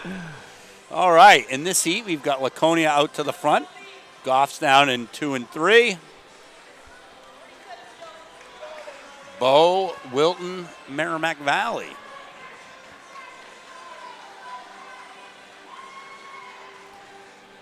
I don't think I've ever, I never wore my racing singlet that I wore for my marathon, at all. Well, I didn't wear it in training at all. No. I just wore it for some other less important races. Just I was gonna say we had test it out. When we were running as Nord Italia and stuff like that. We had uniform top, and I had a couple of them. Laconia staying out on this, and I would wear it. If we did any track work or anything like that, I'd put it on for that. And again, partially to break it in, and then partially to because you're on the track, right? Right. You don't look like a weirdo out on a 8:30 long run in a racing singlet. In your knee-high compression socks. I don't do those. Your arm sleeves. Yeah. Oh, that'd be great. Your racing sunglasses.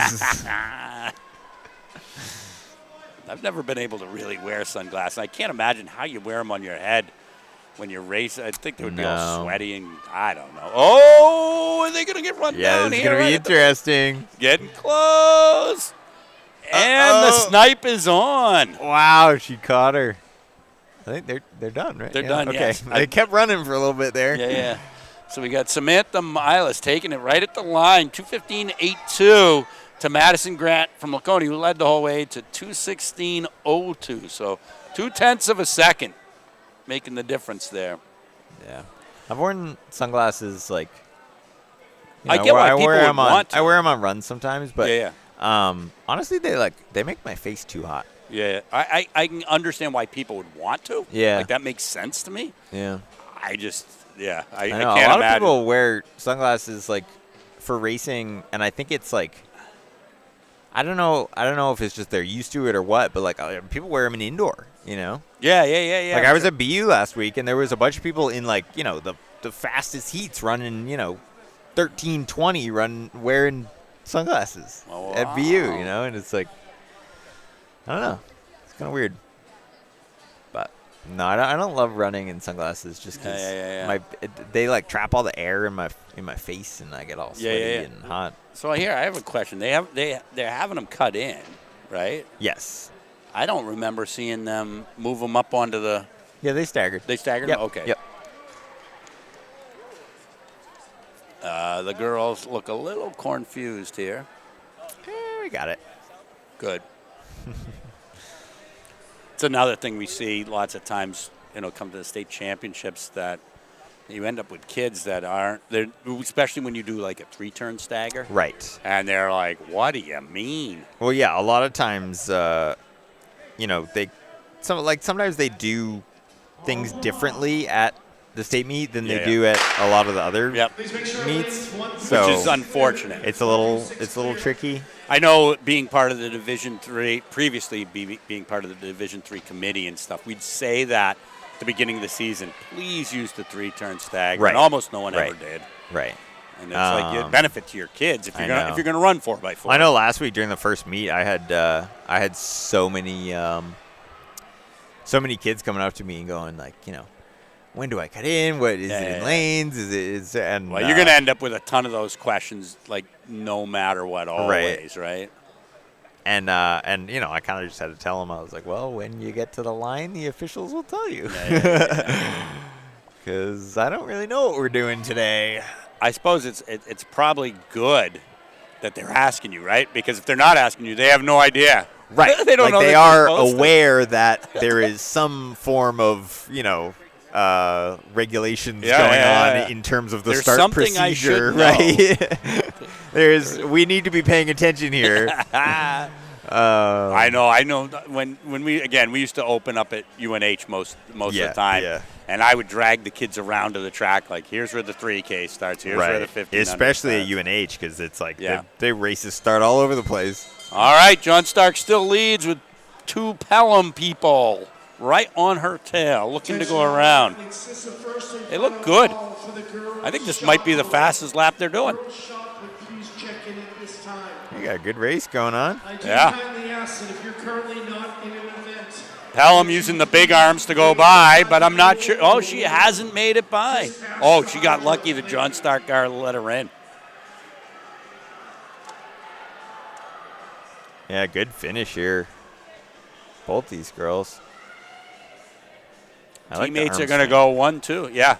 I love that. Super strong. So Pelham takes this. Addison Martin of Pelham, 202.77. Teammate Emily Terrell of Pelham, 204.07. Haley Thelen leading from John Stark most of the way, 208. Devin Von Kadich of Belmont, 215.23. And we've got our last Belmont girl kicking it in hard. There we go. Bringing out the third heat. I can't tell. Looks like there's a fourth heat. But the girls all have warm-up stuff on, so it's hard to tell. Well, it'll be interesting to see how this heat goes off because Milford's got 1, 2, 3, 4 in that order in this heat. They run well. They probably can put together a decent 4x4, I would think. I know, they're just racing themselves at this point. Yeah.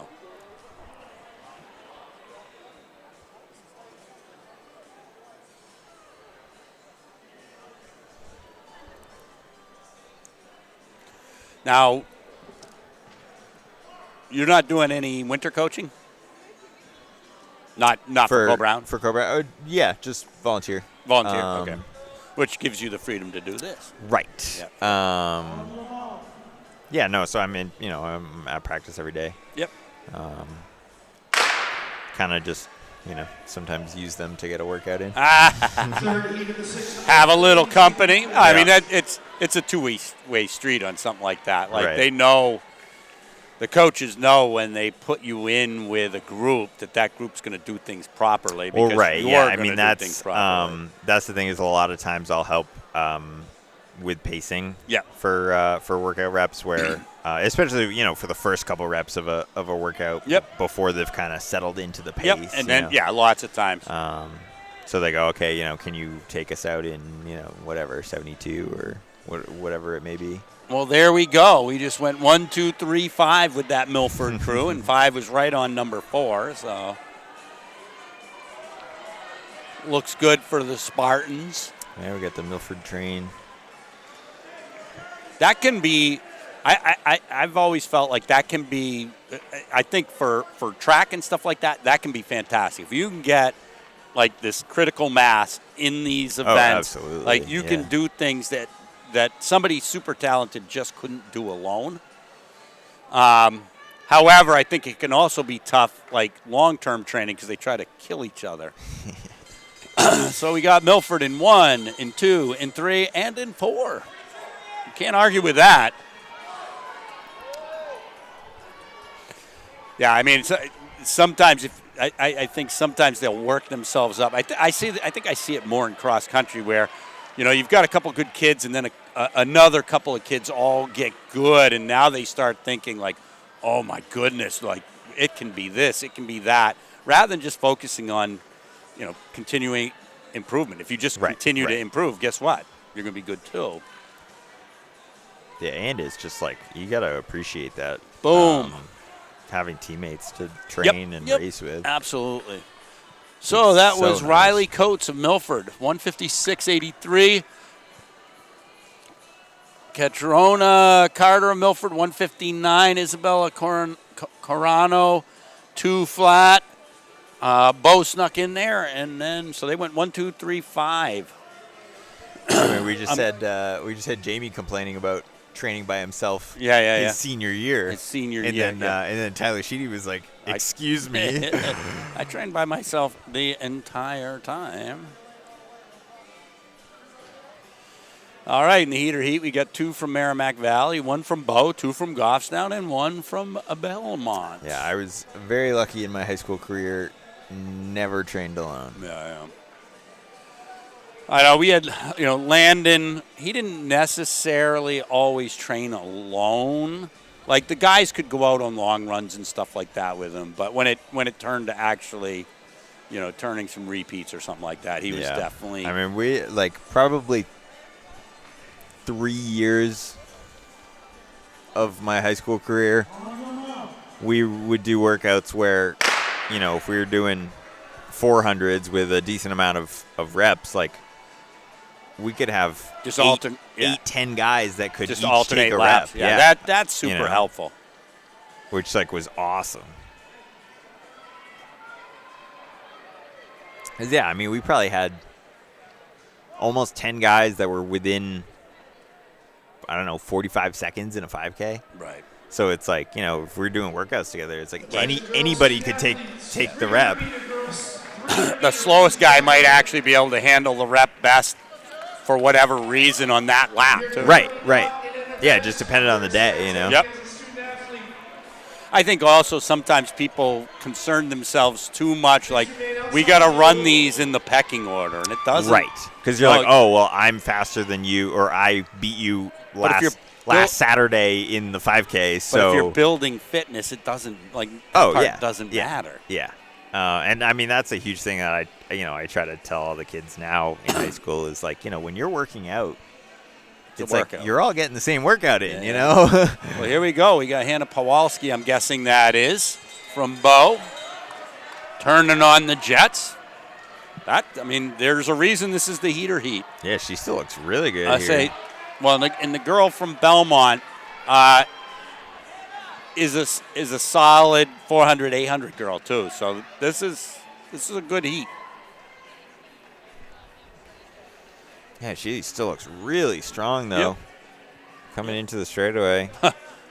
This looks like the strongest part of her race right here. There we go. She just got better and better the entire time. 146. She was going so hard at the finish, she went down. That is Hannah Pawalski of Bow, 146.52. Kara Tishta of Goffstown, 150.74. She's no slouch. Madison Geddes of Merrimack Valley, 154.07. Sydney Spack of Merrimack Valley, 156. Rose Hold of Goffstown, 156 as well. And Jalen Nilitz of Belmont, 208.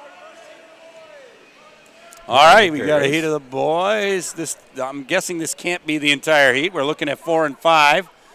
I'm not sure why the boys don't know they're supposed to be out there. 4 heats of the boys, 600-meter run. 4 heats of the boys. Missing a few people.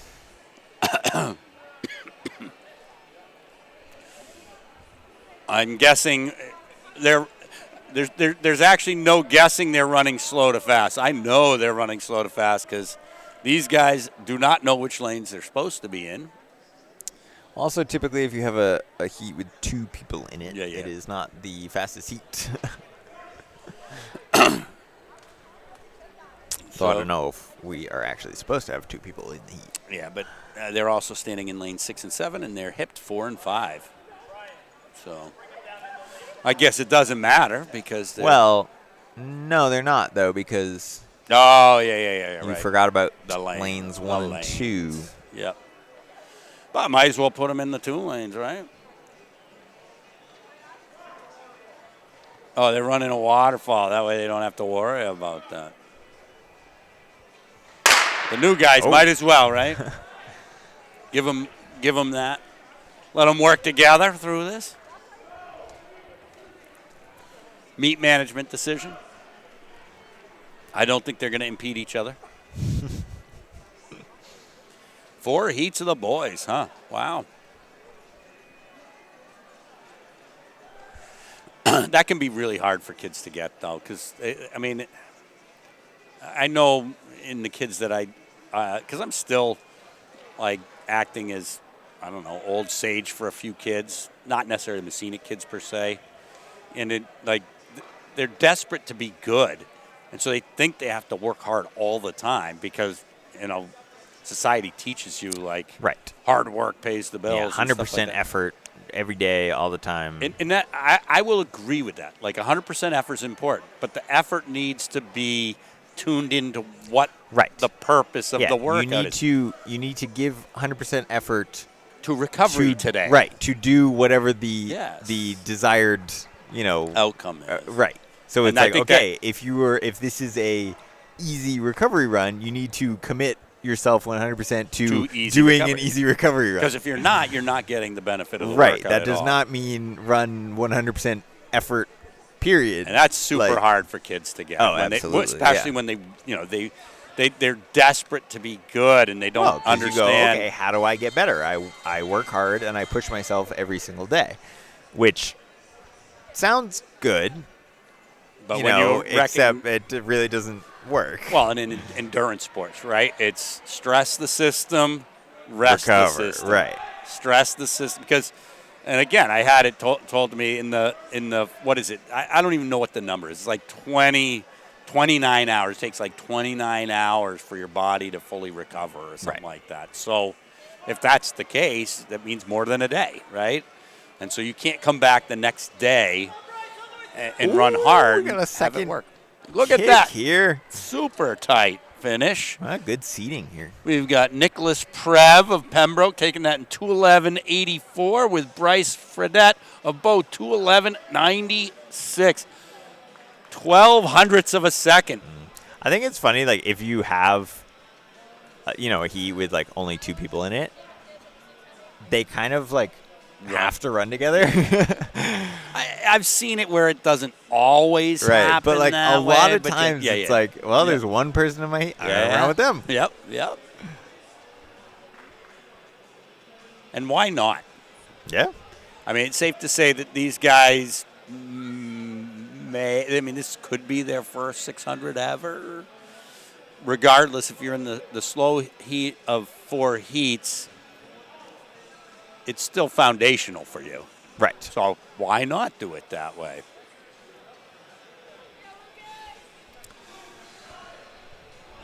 Yeah, it is. It is tough to teach people that kind of less is more. Yeah. Obviously it you still have to work hard on the days when you need to work hard. You can't just take it easy all the time because then you're not going to get better. But and I can't remember what coach it is, but they said with regard to how hard you train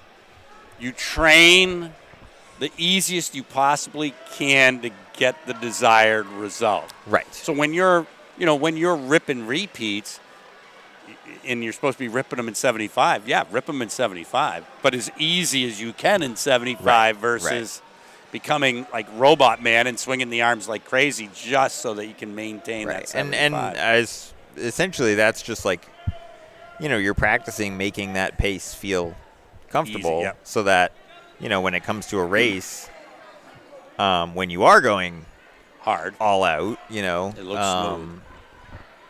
Yeah, that pace doesn't feel too foreign to you. Whenever we're doing repeats and stuff like that, we let them rip on the last couple because we do race pace stuff primarily. Yeah. And I said, you can rip, but I'm going to be yelling at you for smooth, and if I don't see it, I'm yanking you. You're not going to be able to finish the workout. I'm not letting you finish the workout wrong. So we got Pelham with a big gap, almost the entire straightaway in this one. Yeah, he still looks good. I mean, he's not going to be caught because none of these guys are going to catch him for sure. Not that they look bad, but he's moving too fast, and they've got too much ground to pick up. And he still looks good. But yeah, it's if you're ripping at the end of a workout, there's a difference between ripping at the end of a workout and still maintaining form. the form and running it like a workout versus essentially just doing a race at the end of your workout, which is a different thing. Yep. So Pelham takes it in 1:40.55. That's Nicholas Lowe. Second place will be Bo. And that's Lucas Slayton. 149.72. Pembroke's Dakota Hewitt in third, 156.49. Looks like Goffstown's Finn Hayden, 202.8. David Littlefield, Goffstown, 206.46. Here comes Heat 3 of 4. I think a lot of people get stuck in the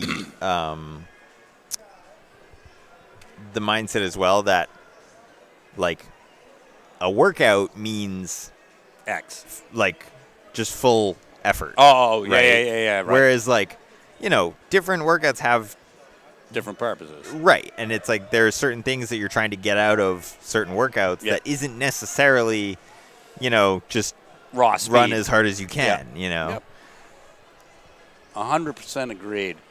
And again, sometimes people are surprised some of the stuff that we've done at Messina.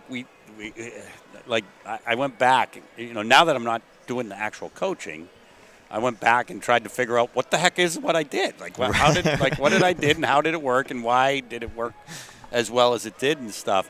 And I went back and we only have like 6 or 7 workouts. We do the entire workouts. So when I'm saying that, like stuff that you're running at pace, at distance. Right. We do a lot of tempo. I'm going to lump it in the tempo category. Mm-hmm. And it might be shorter, it might be longer, it might be a little bit slower than tempo pace, it might be a little faster than tempo pace. But, from a stimulus standpoint, we did more of our work in that. And, when you're doing those, that really is about as getting it done as easily as you possibly can. We got Bo leading this one, followed by Merrimack Valley and Co. Brown. This heat looks pretty well seated as well. I remember that Bo kid was on their 4x8 this morning. Mm-hmm. Yeah, it's like if you can get the work in and, get the desired results out of the workout and still, keep it relatively under control. Yep. Then, the recovery process starts much faster. And then, it takes less time. And then, the faster you can recover, essentially, then you can go right back to work. And then, right. Well, and that's what they're talking about. The benefit of the shoes are right. Less damage to the legs, go back to work sooner, get more work done. Yeah, and just all the new recovery techniques and things. Yep. It's like the recovery. People getting faster and faster. It's like the workouts really haven't gotten any better or more evolved or anything. It's just like the recovery is so much, so you can do more work more often. Yep. So there we go. Bo will take that one. That's George Cole from Bo, 139.28. Gavin Murdoch of Goffstown, 141.74. Ben Jeffrey of Merrimack Valley, 142.13. Connor Sullivan, Cole Brown, 143.55. Caden Wainwright, Prospect Mountain, 145.28. This is Heat 4 of 4, the heater heat.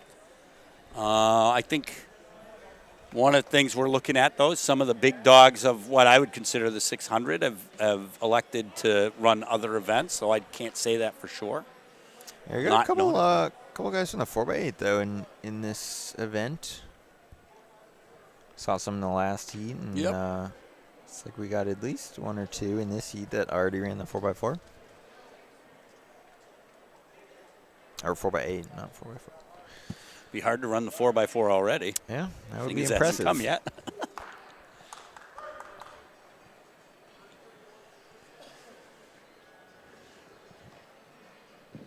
I don't see girls for the 600 yet, though.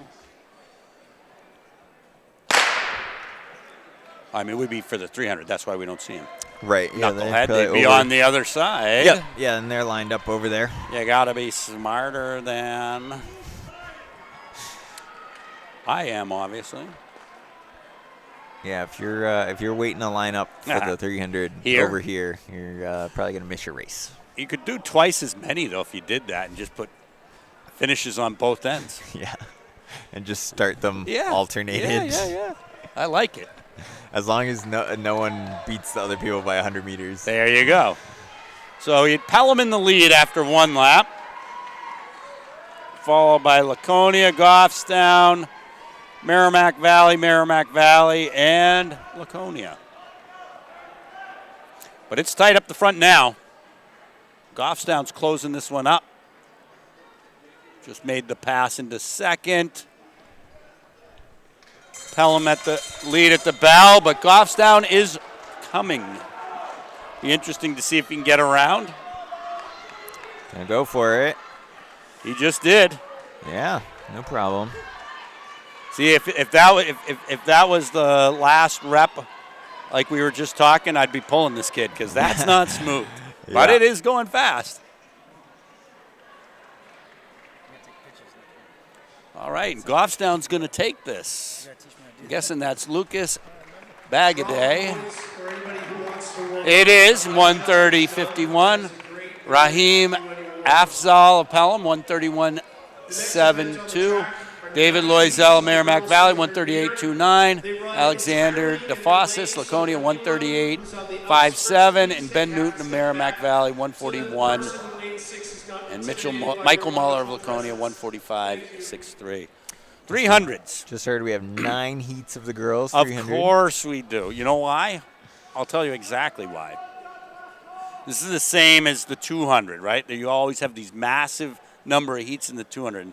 Why? Because the 200 is the hardest event to deal with because it's all the way on the other side of the track. You know, when you're doing it with the timers, you got to have everyone in the infield down. So it's just, of course, it's the most. 300's the same thing on a 200-meter track. Yes, it is.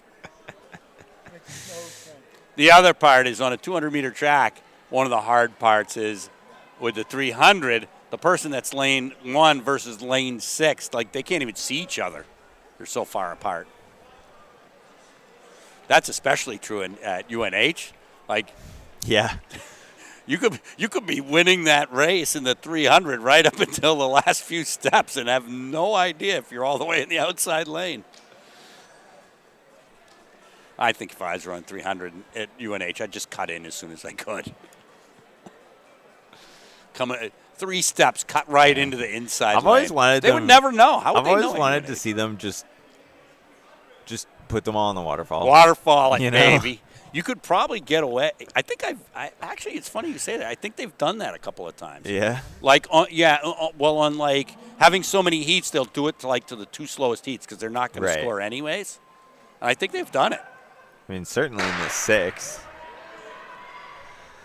Yeah, it'd be pretty interesting. All right, I have absolutely no idea who's leading, though. It looks like Pelham. Yeah, I would say so. A pretty good lead, even with the stagger. I would not dare to run this event right now because I'd be so broken after this. She is definitely in the lead. I only know that because she had a straightaway on the entire field. Yeah. The curve does not account for that. She's got pretty good lead. All right. You can see into the straightaway and into the finish. Before anyone hits the straightaway. It will be Pelham's Scarlett Mertz. Time of 49.30. I like it. She's standing there staring back at everybody else.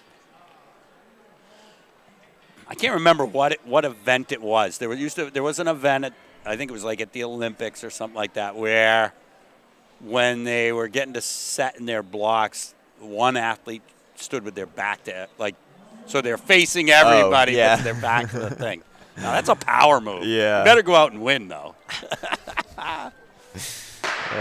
Well, here we go. It'd be pretty funny if the official just started though. Yeah. He's like, oh, well, you're not paying attention. Yeah. You didn't know. Oh, geez, we got Winnisquam teammates in adjoining lanes, and I think this is the first 300 because there's a lot of zip-zapping going on. Lane 6, please. They were asking each other questions there. Yeah, exactly. Conferring. Should we go now? In cross country, though, that can be funny. If you've got a really good group of guys and they can run towards the front together and they can talk. Oh, yeah. Landon Yeah, used to I say used he to do that a loved lot. doing that. Yeah. Here we go. It's going to be Winnisquam in lane 4.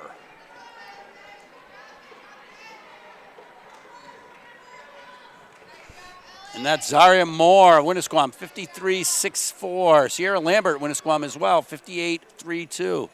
Claire Estevan, Merrimack Valley, 58.60. Alina Nilitz of Belmont, 59 and something. I always love doing the swarm The passing swarm technique. Yeah, You yeah. know, where you get like 4 or 5 guys, just split and somebody then and just go go right around. around. Yeah.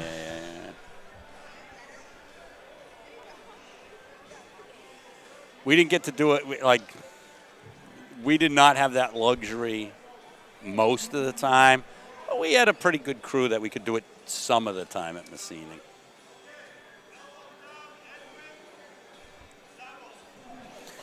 And I had some of the guys, what they would do is they'd talk about what they were going to have for dinner and stuff, like stuff that absolutely minuscule means nothing, right? Yeah. Again, it's hard to tell, but it definitely looks like Laconia and Guilford are out strong. We will see in the next 150 meters, though.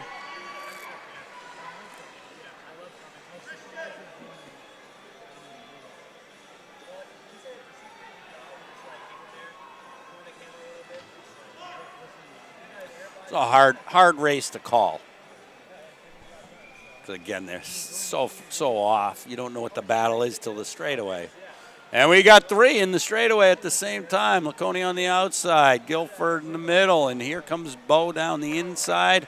I think they're going to take it, though. It's pretty tight. Woo.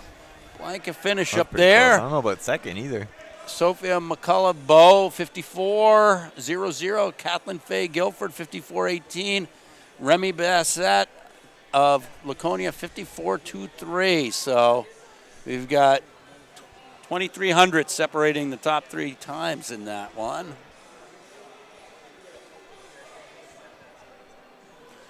Wild. So that's 3. We're 1/3 of the way through. For those of you who like percentages, that's 33.3%. Repeating.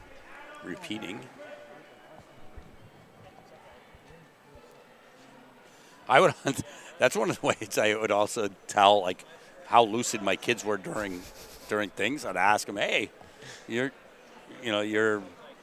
6 of 8 done. Like, what percent is that?" And I had some kids that just had a hard time with percentages, so you couldn't really tell if they were lucid. But I could not do math while I'm racing. oh I was my! so Wow, bad you at must that. know this from like marathoning. You get 20 some odd miles in, and you're like, if I'm going to run the time I want to, like I've got to do it, and then you're like trying to figure out what's that per mile. It's like, No, nope. In Sacramento, I spent like the last 4 miles trying to do figure it. out Yeah, you what can't do it. like. Pelham heavy heat right here. Yeah, no, nothing makes sense at mile 20 of a marathon. Well, I think the other thing that doesn't make sense is, right, like you get 18 miles in and you start thinking about it, I guess still got a 10K to go. Like, that doesn't make sense. I know. But yeah, it's like, okay, I'm at mile 20. Oh, no, you got more than that. Right, I got, I'm at this time and I got 6 miles to go and I'm running this pace. So it should be pretty easy math where it's like, okay, 6 miles, this pace, plus whatever time I'm at. No biggie, possible. right? But it's like, yeah, which actually, it keeps you occupied, I guess. But here's John Stark fighting her way to the line. That's Evelyn Tagliaferro of John Stark, 53.98. Emerson Ducato Belmont, 55.43. Natalie Duran of Pelham, 55.82. And Kayla Bordonaro of Pelham, 56.56. 56.56. I love that. yeah, there comes a point in the marathon where your watch kind of just turns into like hieroglyphics. Yeah. Where, you look down in it and you're just like, I can't read numbers anymore. Yeah. We'll get this one, Davio. I ran Mount Desert Island. Yep. And I had been training well. All my other marathons up there at that point were just to finish. And so I had wanted to break 4, and then it started looking like I had a shot to break 3:45. So, I'm running, and things were. I started out slow on purpose, and then things really started going. And I mean, in the middle miles, I was rolling at like 8 lows, and for me that was fantastic.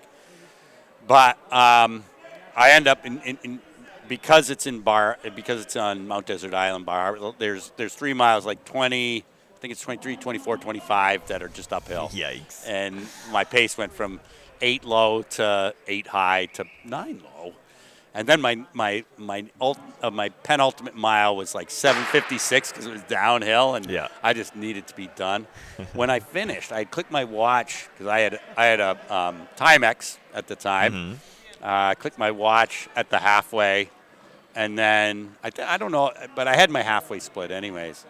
I end up running. What did I end up running? 3:42:40. 3:42:42 would have been like 8:15 straight across the board. I end up running like 3:42:40, but what did my split being? Ended up being like, what was it? 1:50, like 19. I ran a 2-second positive split. That's like, awesome. Are you kidding me? I was awesome. so angry. I think I ran. Addison Grislone, who Goff's down, takes that 52:43. Lila Lagasse, Milford is in second in 53:13. I think I ran about an 18-minute positive split. Well, and that's normal. Like, here I have a 2-second positive split, and I'm mad about it. But it's only because the numbers existed. If they didn't exist, like, I wouldn't have known or cared. I went through the half in like 1:20, 1:21, and ended up running a 2:57. Well, the marathon, I mean, that's the other thing is I think lots of times with people, I say this about the half marathon too, for mortals anyways, like when you run those events, you don't have to get after it. It comes to you. Oh, yeah. You don't need to go chasing a marathon. The marathon will come to you. Yeah, you got plenty of time. You should be running most of it feeling pretty darn good until you don't. Yeah, I mean, my issue, like I had some issues with like electrolytes. Fueling and stuff like that. Absolutely. My legs just completely locked up. But, because I felt like going out in 120 was the pace slightly, it was like slightly conservative. Yeah. And I was hoping to negative split. Yeah. And then, everything just completely locked up on me. But, this race is tightening up. They're like 4 abreast on the back, straight. Here we got John Stark still with a decent lead. Yeah. Bo on the inside. And then, I don't know who's on the outside there. Looks like Pembroke. This race accordion pretty good. It'll be John Stark. It should be Katie Lorenz of John Stark, I'm guessing. Katie Lorenz, John Stark, 49.30. Alana McGuire, Pembroke, 50.85. Regan Jefferson of Merrimack Valley, 51.16. Kylie Rowe, Belmont, 51.79. And Josie Van something was 5th. Tyler, do you mind filling this up for me? Do you mind filling this up? Thank you. Is there water fountain like this one out there? I think so, yeah. Tyler, it's right over there in the corner. Left side of the exit. All right, what heat are we on? We're on heat 7. Heat 7, so 66.666 repeating if you're a percenter. Good right now. There we go.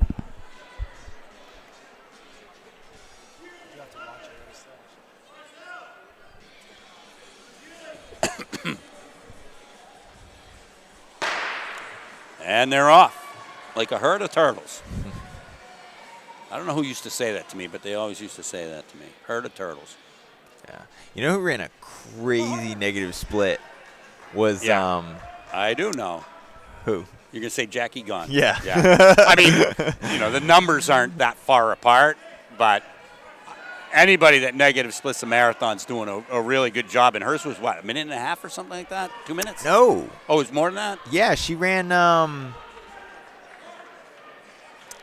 She went out in like 1:14 or something, and then closed in like 1:10 or 1:11. Okay. Oh, this is pretty tight too. John Stark will take that because they'll take first and second. That's Eris Bellevue of John Stark, 50.41. Bree Lemire of John Stark, 50.97. I wonder if that's Eli's sister. I bet you it is. She also split like 16:10, I think.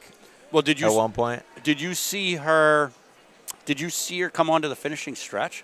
Yeah. She was almost running twice as fast as whoever it was in front of her. She comes Yeah. around the corner. You're like, how is this even a marathon? Yeah. Yeah, and she closed like crazy that closed. second half. At CIM, actually. Pretty funny. Yes, that's right.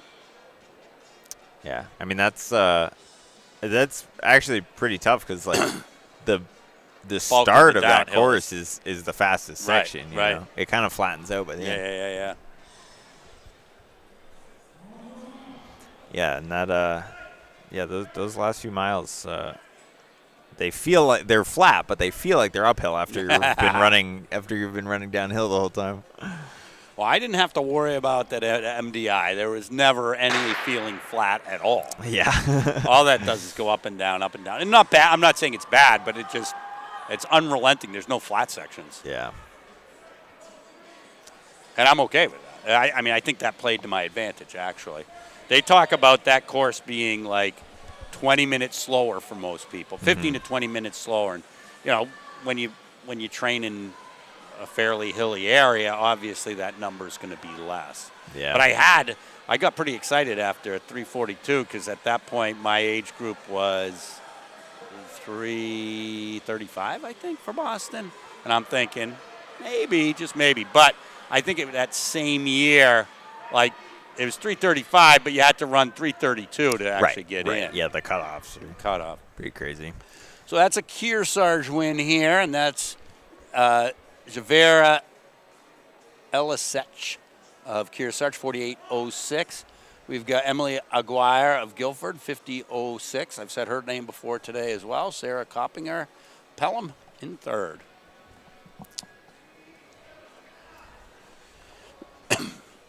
Yeah, it's interesting what people designate as hilly. Yes. You know?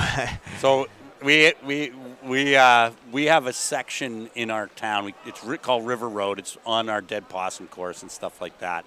And most of the time when we have kids that go away to school and then bring their friends back, like sometimes they'll bring their friends back over Thanksgiving or something like that. They take them down to River Road to run. They're like, why did you take me to this hilly segment? It's like, that's the flattest segment. We actually have it split out in half-mile marks, and we used it in the spring because we can't get on the track.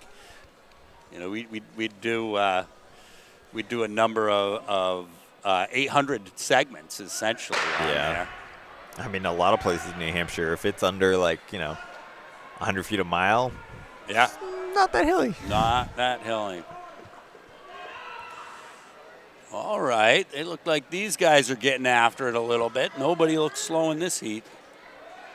Yeah, just funny, people talk about, courses like Boston being, super, super hilly. Yeah. Like, it is downhilly. Well, yeah, but us. it's like, there's like 800 feet of gain over 26 miles. Like, and again, it's generally at that point you've been going down, and all of a sudden you got to go up.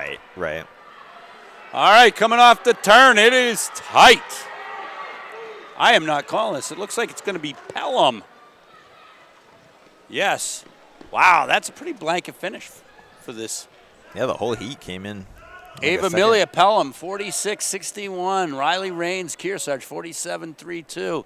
Camden Displace Delana Williams of Winnisquam, 47.51. Cameron Displace Bishop Brady, 47.54. 47.69. That's a tight race.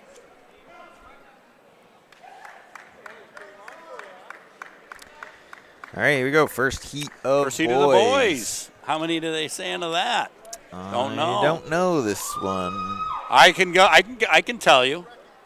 Too many, in my opinion. But that's me. Let's see what we got here. 8. Remove 2. We got 8. 8 of these? 8. Yeah. Nice. I heard the English used to go like this, and you know what that meant? With the arches. The arches would be like, I still have 2 fingers. What they would do is they'd cut off a finger of an arch. I still have 2. So it's the same as that. All right, here we go. These are some pretty big boys running this. Looks like Kearsarge got a pretty good lead out there. He's tall, too. Yeah.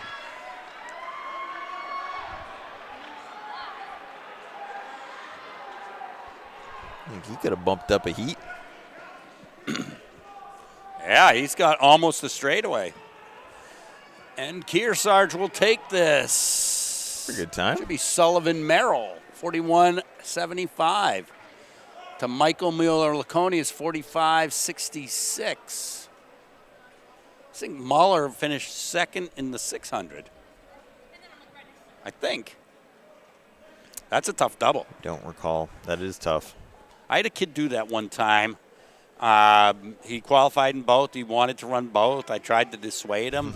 And at the state level, like, you don't have 8 heats. Right.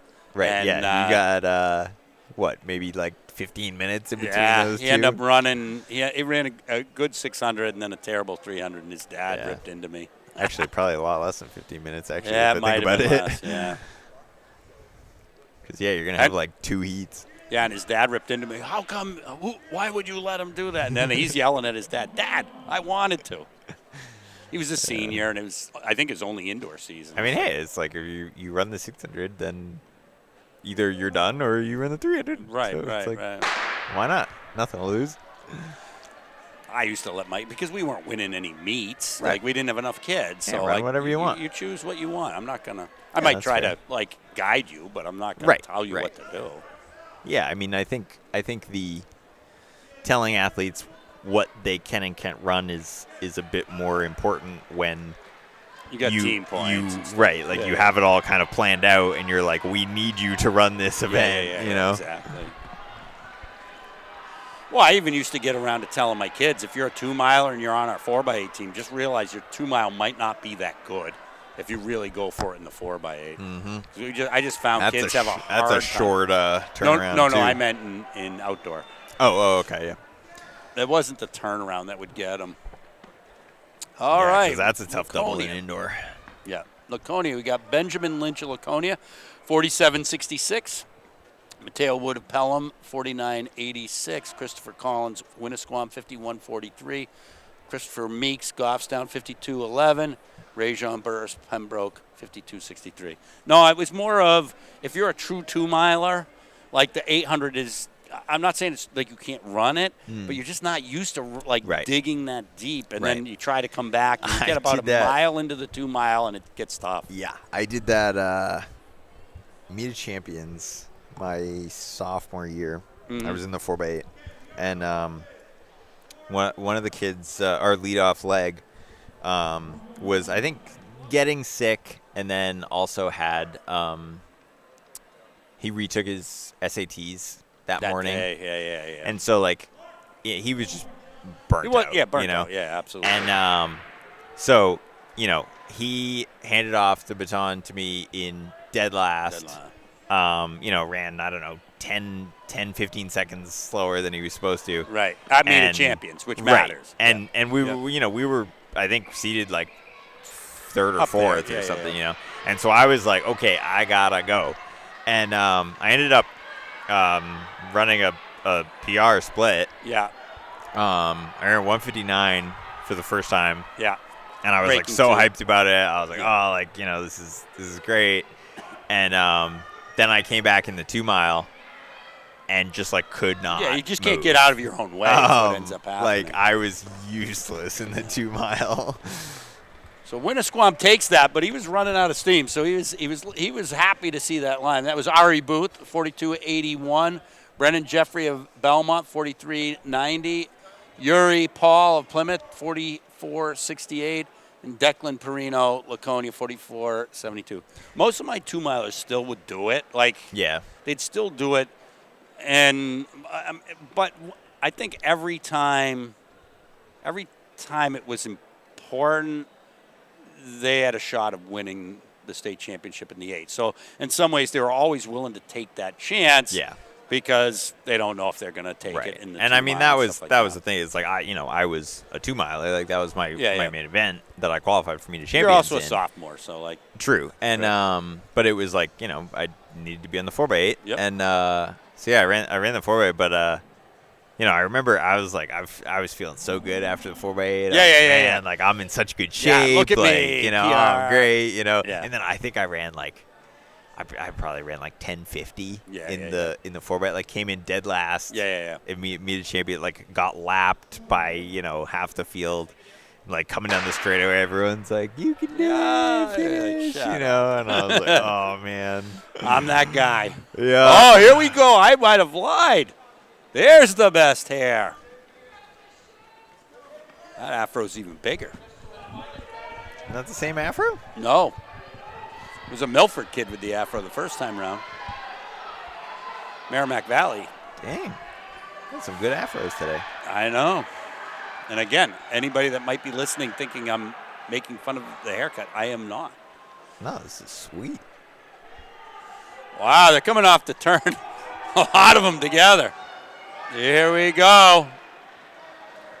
Woo, that's going to be Bo. Luke Darling, a Bo. A 43.34. Alexander Craig of Pembroke, 43.59. Christian Engren of Belmont, 43.95. Athletes, girls, 1,500 meter. Girls, Ian Meter, Co-Brown, 44.50. Yeah, and I think, and again, it's kind of a 2-mile thing, and I think it's just because like the pacing's so much different. My milers seem to be okay. My 800 guys didn't seem to be fazed by it at all, and it's because they're just repeating the same thing they've already done. Yeah, I mean, I've doubled 4x8 and 8. I've done 16 and 4x8.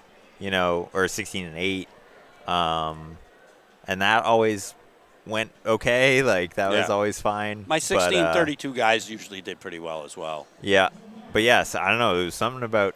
It's just I think if you're really a 2-miler, like that's was brutal. Horrible. Yeah. But I think I handed off in 6th.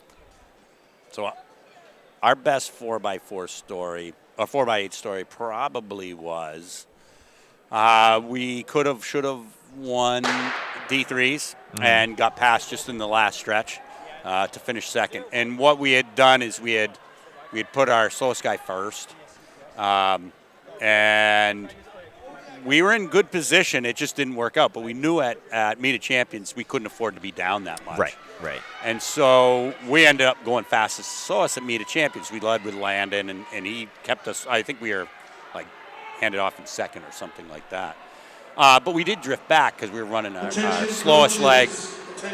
Our slowest leg last.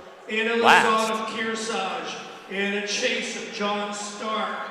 And we've got Prospect Mountain taking it. Of John Stark and Riley That's Bernard Avery Gunta, 42.76. Jake Michelson of Belmont, 44.03. Connor Ryan, Pembroke, 45.15. Hassan Ossarian of Plymouth, 45.44. Cameron Lewicki of Milford, 47.61. But anyways, I think we ended up handing off our last handoff in 3rd place. And who did we have behind us? Was in 8th place at the time?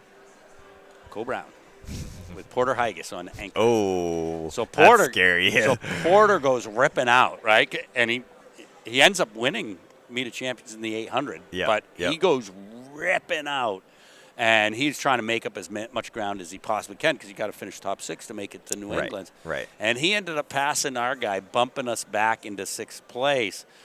but he had gone so hard Yeah. that my kid, I who was the remember slowest that guy, race, actually yeah. went by him Yeah, in the finish. I remember so we that have race. a picture of Connor passing Porter Yeah. in an 800. When does that happen? Yeah, and of course, like the splits were, not yeah. He close, probably but went 51. Yeah. Whatever. But yeah, and my kid came across and immediately puked. It was the best 800 he's ever run, and it was probably pretty like funny. 206 or something. Yeah. I know. I was a little bit worried about that because I was like, we were in last, and I was like, I need to get us in position here. So I probably went out a little too fast. Yeah. I think I split I went out in like 50, Holy, 55, another 56. great afro. This is awesome. This is the meat of the Afros. I love it. You get some sweet hairdos. Oh, you can feel these guys. We're getting faster. You can feel them go by. Ooh, this guy, Merrimack Valley, sliding right up in the front. He's even before the turn. He's on the inside lane. Yeah, he's going to have the lead coming off the He turn will definitely here. have the lead coming off. Unless somebody trips him. Oh, this race got a little long Put for the him. head though. down. Head down. Look up. And he will finish first. Owen Turner, Merrimack Valley, 41.37. Christopher Bode, Merrimack Valley, 41.98. Christopher Christopoulos, Laconia, 43.28. Robert Leahy, Goffstown, 43.33. And Max Poulin, Manchester West.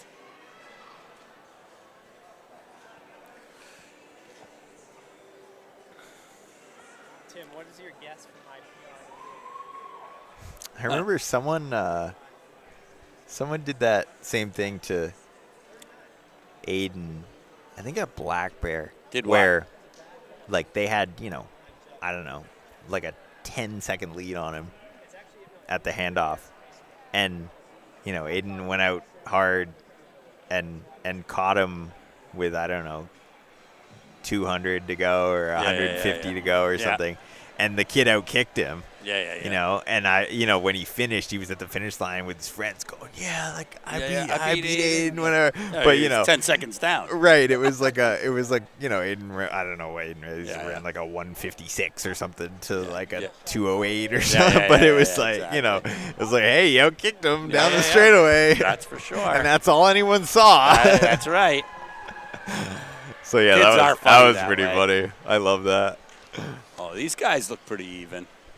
Yeah, and it's like, I would totally brag about that. Yeah. I would be telling people that for the rest of my life. Oh my God! Like, yeah, I outkicked Aiden. there was a race I passed Aiden with 200 to go. Yeah.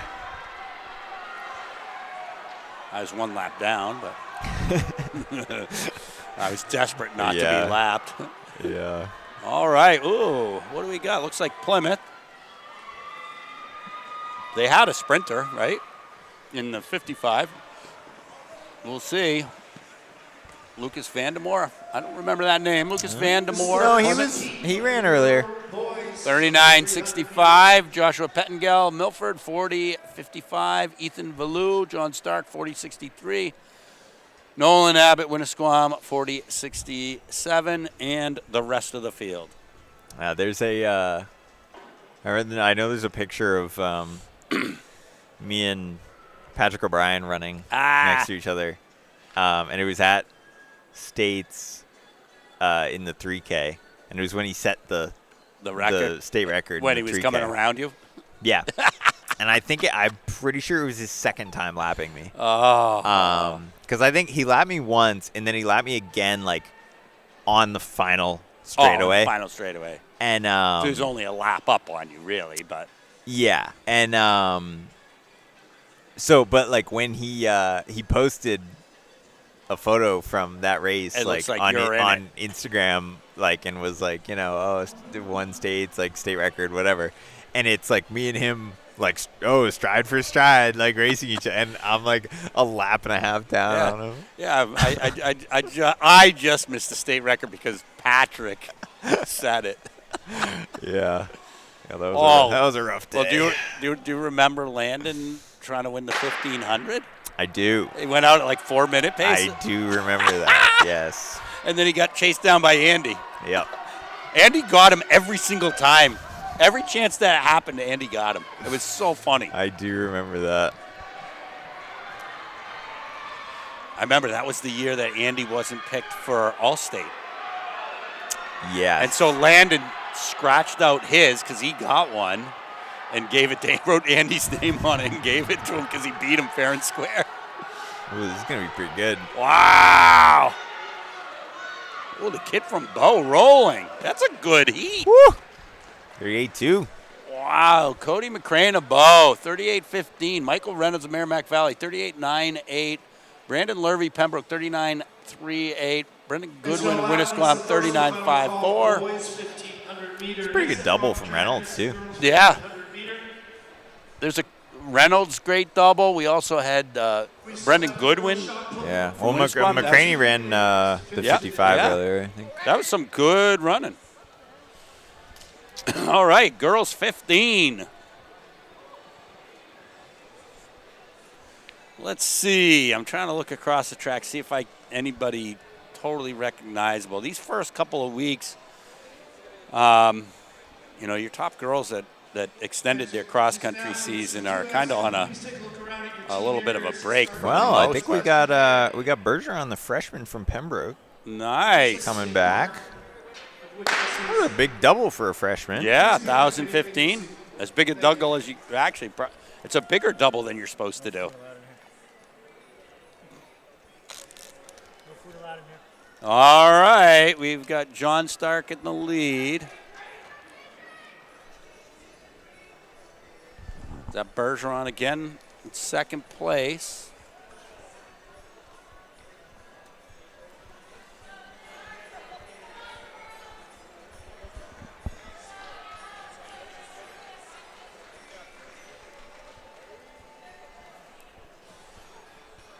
So they go through in about 41.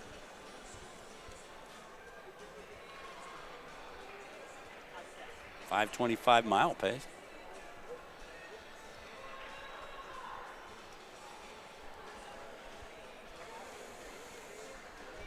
We've now got two, John Stark and Pembroke. They both look good. Of course, they're 300 meters into a 1,500-meter race.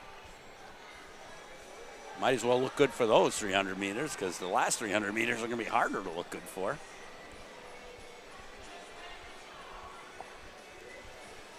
Oh, a slight gap opening up. If I was John Stark, I don't know if she ran yet today, but I probably would keep on the gas, see if I could force a gap. Bergeron, am I saying it right? Bergeron. Bergeron closed really hard in that 1,000. I don't think I'd want her within sniffing distance of me if I could help it. But they've opened up a straightaway in 500 meters. And they look smoother than everybody behind them. So Nice gap, or a nice group going. Yep. 500 in, I'd probably ride that out for another 500 if the pace was good enough.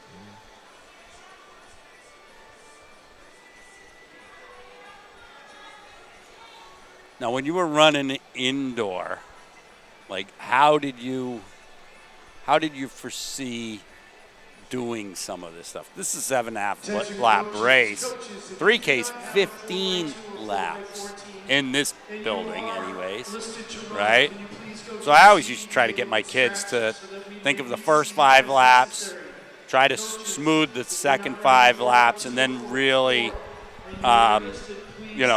make sure you're present in the last 5 laps. Yeah. I mean, not necessarily pick it up, but be present. I kind of just like, you kind of have like a goal pace. Yeah. And you know what the lap time is, and like kind of just try to click them off and not really think about where you are too much. Right. Because like, as long as you're hitting the splits, like, yeah, I mean, I think it doesn't really matter too much. Right. I think the other part of that though is like the part that can be bad. Like if you know what your pace is and then you start to come off and you don't feel like there's anything you can do, that can get bad. Yeah.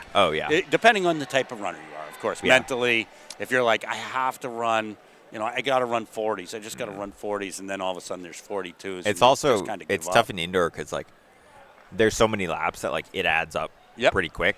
Where it's like, oh, I'm running 40s, and then you run a couple of 41s or like 41 point whatever. Yeah, they're almost. And it's like, oh no, but like I'm now you're 10 right seconds on down. pace basically, right? Yeah. But it's like you're not though. Yep. Because a second or two in a 200 turns into 10 seconds over a mile, or it's like. All right, the gap has opened up. John Stark has about 20 meters on this. That was the 4x8 winner. 4x8, okay, and the 1,000 winner. Somebody probably should tell whoever her cheering section is. He probably shouldn't be doing it right. Moving along with her while she's running. This group's starting to spread out a little bit as well. Prospect Mountain taking the lead.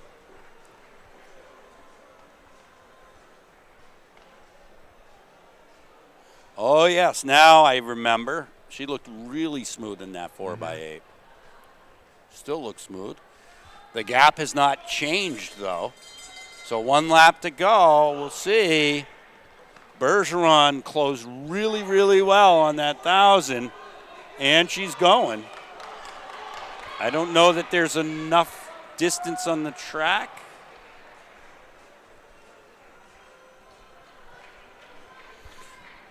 With 100 to go, it's a 20-meter gap, and I think that's probably going to stay. They're not going to quite lap everybody, but they're getting there. In the straightaway, going to be about 5:36, 5:35, and 5:39. So it's Anna Chase of John Stark, 5:35.16. The final leg. Katrin Bergeron, Pembroke, 5:38.78. Great double by both of those ladies today. To please check in at the seating table.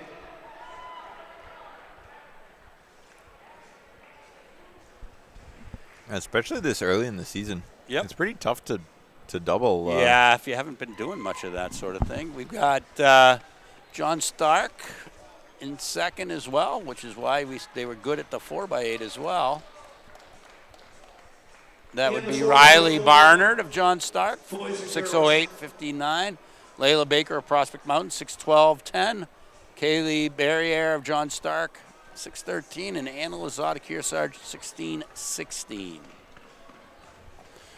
Now, I'm not sure exactly what we're going to see here in the boys 15. I'm looking down there, and I saw Dan Dahlbeck warming up earlier. He is the top seed in the state, I think, right at the moment. But I don't think I see him on the line, which would mean that there's 2 heats. Oh, there he is. He's not on the line. So there's 2 heats, and then that would kind of make sense. We saw, 3 heats of the 1,000 for girls, 1 of the boys. Is that how that, or am I getting it wrong? No, it was 1 of the girls and 3 of the boys. Totally monkeying this up. I got Tim Cox giving me crap because I've been talking the whole time. I'm commentating on a race. What am I supposed to be doing the whole time? I probably should be talking like race strategy. That would make Tim happy. The race strategy in the 1,500 is to finish first. 7.5 laps. Be at the front on the 7.5 lap. Tim's been busy. He told me that he couldn't commentate this morning because he has to take lap splits for his kids. This is the time of year where you actually, you tell them, Christmas is coming. Have your parents get you a watch. You can take your own splits. Here we go. And they're off. We've got Milford to the lead. He's rolling. Guilford behind him, Laconia. All right. Let's see where they're at. Be a little quick. 200 Really in there quick. at like 33, 34. That's pretty fast. 5-minute pace, 5K, 5 minute, 1600. 5 minute. 33. That's a. Oh no, 37 would be. It's like a What am I doing? 4:30. Yeah, 4:30. They're going. 54 through 300. No, what is that? What the heck is that? Yeah, through 300, right? Yeah. Yeah. There we go. Now This is it'll 4. start to make sense. This All is right. 400. We're at 72, 73. Yeah. So now we're closer to Yeah, 5 it's minute a little pace. bit more. And we're going to be a reasonable. lot closer to 5-minute pace on the next lap too. Yeah. I think we're going to start to get further away from 5-minute pace. It's good to see the kids get excited. Yeah, that first lap was a little spicy. Yeah. Looking smooth. Attention. Top 2 look pretty good. Coach Jamie, if you could come see Bob Mullen. Jamie, come see Bob Mullen. The back of this pack looks like it might be a little rugged.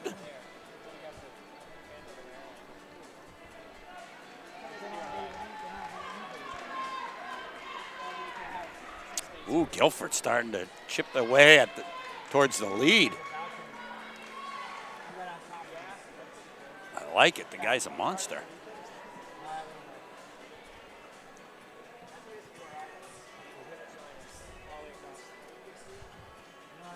Coming up on 700 meters. Yeah, we're already going to be drifting away from the 5-minute mark. I wish they would let fans over in that corner. All right, well, let's see where they are at the 800.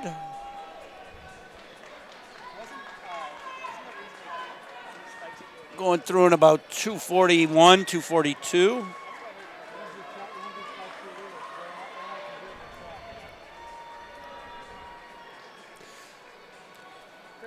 Only one of these next laps is going to be faster, possibly. That'll be the last one. 900 meters in. Oh, he's starting to extend his lead a little bit. Third place is working their way in towards the top. They had a bigger gap on them before. I don't know if there's enough time for that to happen. If I was Winnisquam, I'd put in a couple hard laps and see where I got to. No reason to wait. Third is third. These guys are now starting to be able to see the back end of that pack, which I think generally helps. Yeah, definitely. Always nice to chase people. Always nice to chase people. And it's just a good feeling to be catching people, too.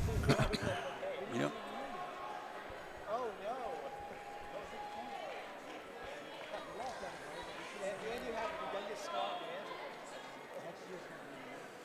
All right, there we go. 409.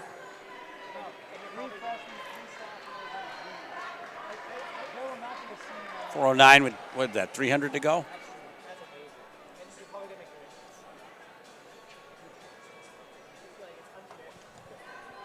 Yep. So here we go, last lap. Milford's opened up a gap on Guilford. And Winnisquam has Guilford in their sights. Yeah, he's Let's see coming what right up this on him. lap will do.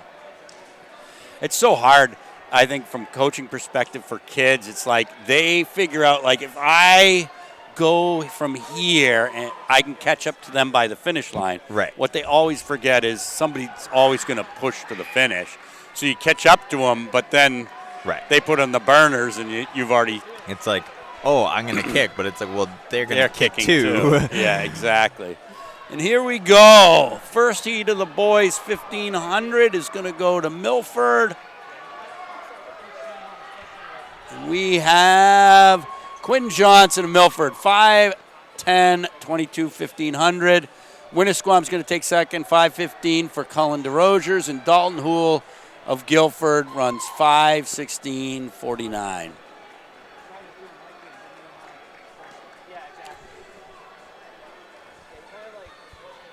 So here's my question, Davio. Did you come to high school as a sub 5 minute miler, or did No. it happen? No. I don't think it happens very often, just because middle school's not set up that way. Yeah. I am middle school sometimes training was a little Right. scattered. And I just also think, like, until you can put together, because middle school, what's a middle school 1600 look like? Blazing on the first lap, Yeah, it's a bit of slow a on the mess. second lap, death on the third lap, And and then then blazing whatever's on the left. fir- Yeah, whatever's left. And so, I'm- No, I think my PR in middle school was 5:26, if I remember correctly. And then, so the first time we broke 5 was freshman year. yeah, and I think that happens a fair amount to kids that are going to be there eventually. Yeah. You know, they'll get it lots of times freshman year. Yeah, and it was like I had never run a Boys, 15 5K meters until center track, please. until high school. I had a kid though. He was desperate to break 5, and he was good. Like when he got to the high school and their cross country training was really good. He was desperate, and he was running he ran so many 1600s at like 5:06, 5:04, 5 or whatever. And then we do this thing called the Berserker, where they run the 16, the 8, the 32, and the 4x4, and we use it as a workout. And the only rule is you have to try. Like you can't lay up in the 16 in order to run the 80, whatever. And so like the beauty of that one, like he was so angry because he couldn't break 5, and we just didn't tell him. He ended up running 4:53, and like there was no like just go, and that's he kept trying to break 5. When he wasn't trying to break 5, guess what? It got a whole lot pretty easier. funny. But yeah, no, I was, in middle school, I was not looking to break 5, Right. Because that was, not going to happen at that Right. point. All right, Dahlbeck rolls through in a 33. So the slow heat and the fast heat went out the same. I have a funny feeling this one's going to stay on pace a little bit better. I don't even actually recall, like, trying to break 5 in high school, like, as a freshman in high school either. It wasn't really something that I was, like, paying attention to. Probably I because just you had kinda- guys that were running 420, right? Yeah, but it was like, and like I didn't know what I could run because in middle school I was running 5:26, so I was like I wasn't close 66. I wasn't close to breaking 5. Right. And then I kind of just Did it. Yeah. And so there was no like, oh, I'm at 5:0 whatever, like I'm gonna break. can- It kind yeah. of was just like I wasn't close, and then I did. So I didn't have time to really like 120. focus on it. 125 at 500. Dahlbeck's opened up just a little bit of a gap. I'm guessing that's Tate Heyman from Plymouth.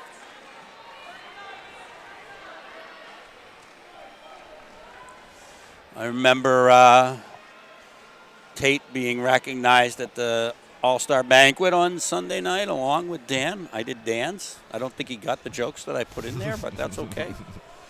158.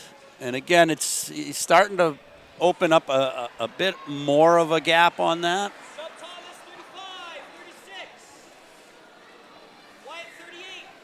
I was talking to Trevor Dalbeck's coach, and he really wants the 15. Manchester West 4x4. Manchester West 4x4. It goes through in 2:15 through the 8. 8.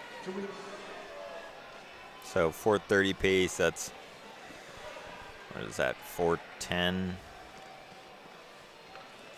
He looks like he's working, but it doesn't look like he's totally stressed at this point. Heyman looks pretty good behind him, but the key word there is behind him. Bo's got a lot of guys in this race. I think there's 4. Hey, they do actually. Wow. I remember seeing that guy leading the 4x8. All right. Dahlbeck still leading. A little bit of a strain. Heyman in the same boat, so to speak. The boat's just 12 meters behind him. He's starting to lap people, though. Yep. I think that also, if you've got a gap like that, passing people can be great because you become a little bit more invisible. Like before, they were looking at what the gap is. Right. Now they're looking at a gap to a different Yeah, person. it's a little bit hard harder to tell where. You can't see where- through them. Yeah. And, you know, whether you're catching them, whether they're getting further away. That's now about 25 meters with 3:46 on the clock with 200 to go. Dahlbeck's moved to the arms, but he's smooth. Like, Yeah, he still looks really good. there's a little bit of that bounce in there, like showing that he's working, but he's still moving very smoothly. Heyman moving well as well. This is going to be, he's going to run sub 420. And he looks controlled, 418 plus. And Heyman's going to run under 430 as well. So, yeah, Daniel Dahlbeck of Kearsarge, 418.76. Tate Heyman of Plymouth is going to run 424.61. They ran away from Will Whitley, who's solid from Milford as well. Coming in fourth for Bo is going to be Thomas Sargent, 442.58. These are all sub 5-minute miles. I think it's 443 that's. Yeah, right around there. That was a great race. Great job for Heyman hanging on to that, too. All right. We're going to be on to our 4x4s here in a moment. We got one guy to finish up here.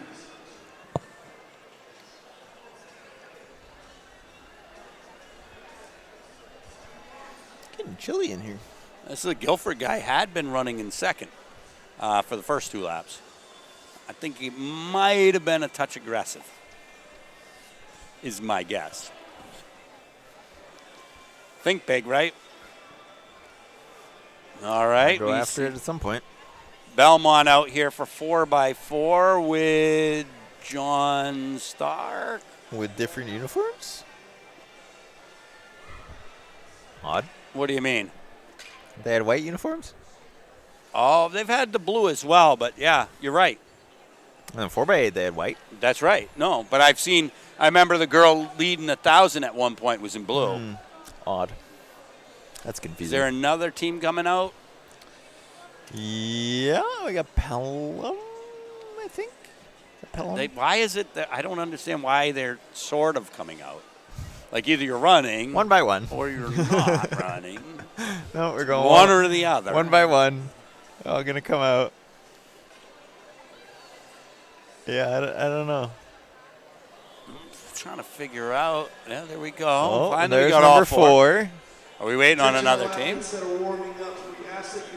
Do we have another team? Your relay handoffs. We also need all lanes of the track cleared at this time. So please suspend your warm-ups on the track. Well, not all lanes. Please clear all lanes. So there must be 2 heats, I'm guessing. Yeah, I don't see This a heat, ton of other. well, but I see Bo behind us. And that would make sense. Powalski only ran one event. Right. So And they probably have a good 4x4. I would think. What did she win, the 600? They had number 2 in the 1,000? Yep. I would think Belmont's is pretty good too. They might not have all of their people here today though. It's also hard to tell, like the seat times are completely fabricated at this point in the year. As they should be. Oh, I got a great story of that. We don't ever run sprint relays of any sort ever. And last year, indoor, we did. Attention, And girls, 200-meter relay. Because I'm just We are looking for unfamiliar with it, Valley and Kearsarge. I put my Valley, girls Kearsarge. in relay time in. We were running at UNH, so I put it in as a 4x160. When you put in sprint relay teams, doesn't matter where you go, you put in the 4x200 times. So there were not like 9 heats. I think I remember that. There were like 9 heats. And you guys were in the last heat. With Kennett Yeah. and Ada Wheat. Yeah. Yeah. I remember that. And my girls were just talking to him because you have 9 heats to talk. Right. And they're just like they're telling like how dumb their coach is and stuff like that. I do remember that race. And they actually did pretty good. Like Yeah. they didn't get totally blown out. But yeah, that was coaching mistake, my fault. Yeah. I do remember that.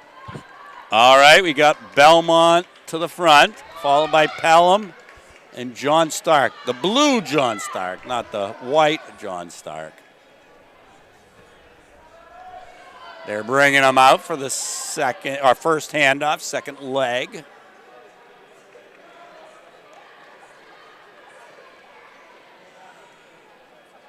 Yeah, one of those things.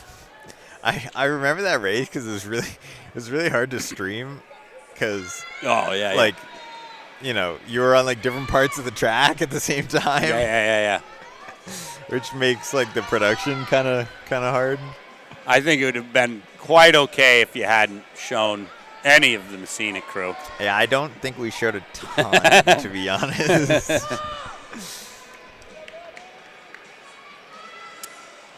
All right, John Stark coming off their first exchange.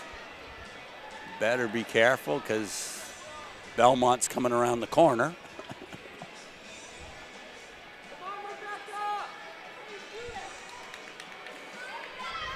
Belmont with a straightaway lead over Pelham at this point.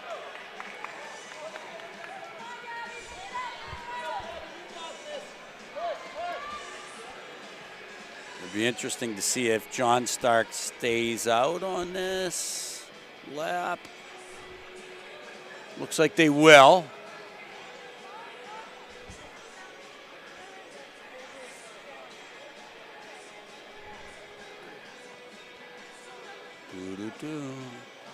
Belmont's coming into the second handoff with the lead.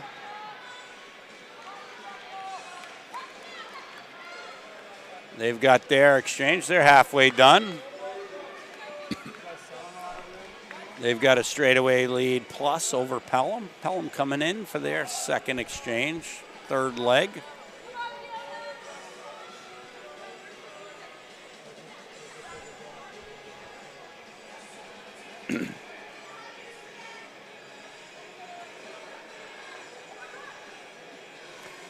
We've got John Stark with taking the handoff with their back to the interior of the track. I've always questioned that move. A lot of teams do it, but I don't get it. It would seem to me like when you have your back to the track, like you can't see anything. You can't see what's going on in the rest of the race. You might be able to see down the straightaway. Yeah, I I'm get trying that to- part, but Yeah, I always face the infield. it just seems safer to me. Yeah. And again, we don't run short sprints, so that stuff never mattered.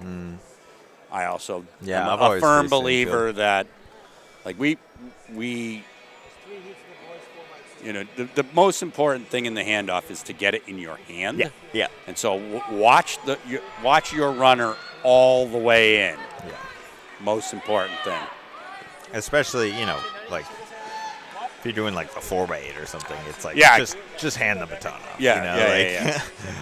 I remember there was one of the meets. My 4x8 team didn't have great handoffs, and somebody's. It was one of the Co-Brown kids. Like, oh, they got to work on their handoffs. I'm like, we will, but once we know we're actually racing the 4x8, right? Which is funny because like we don't really work on our 4x8. I remember. I think I was watching Merrimack Valley meet one time, and they almost passed out of the zone, or they did pass out of the zone, or something. Yeah, which is kind of crazy in a 4x8. 'cause, Yeah, like, it should never happen. right. Like you're not really running fast enough to run out of the zone. Well, what it is people just not paying attention, Yeah, right? yeah. Is really what that is. Yeah. All I right, don't know, I Belmont always has kinda half a just- track lead at this point. I always kind of just did a little Stutter shuffle. step, And yeah, then, yeah. You know, especially it's like you're finishing the 800. You're not really running that fast. Well, I'm guessing. Yeah, I'm guessing it's somebody that tends to do handoffs more sprint style. Yeah. You know, those are the ones that are going to be like, they get geared up, and next thing you know, they take off. All right, here comes Belmont into the finishing stretch. They will take this one at 5:01.95. Pelham coming around the corner now. Great finishing straight for them. 5:18 and change. 18:01. Barely any change on that one. And then we got John Stark just coming into the straightaway.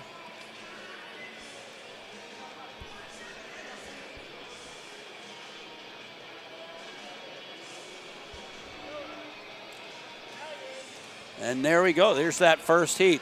I do see them pulling out the second heat. I see Bow in that. Goffstown, Winnisquam, Milford. There should be one more, I would think. Bow, Milford, Goffstown, Winnisquam. Here comes Kearsarge. 1, 2, 3, 4, 5. So 5.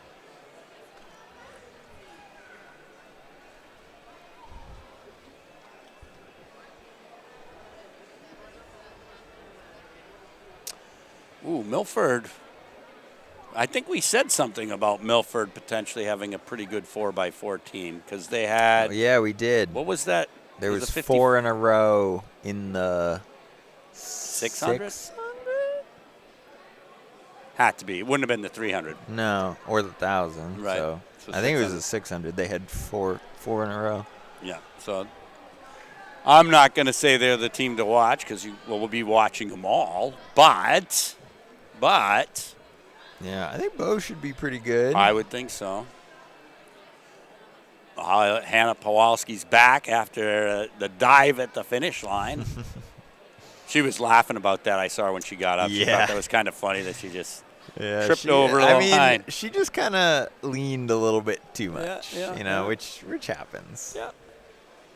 Especially like, you know, you don't have the energy to catch yourself either at the end of a race. And I'm guessing, I might be wrong, but I'm guessing like in some ways that was kind of a short event for her, right? You know, probably on the shorter end, so you don't practice the lean very often in Right. your other events. Yeah, I've never leaned. Yeah, no. I think I'm more leaning at the start of a race than a finish. Oh yeah, yeah.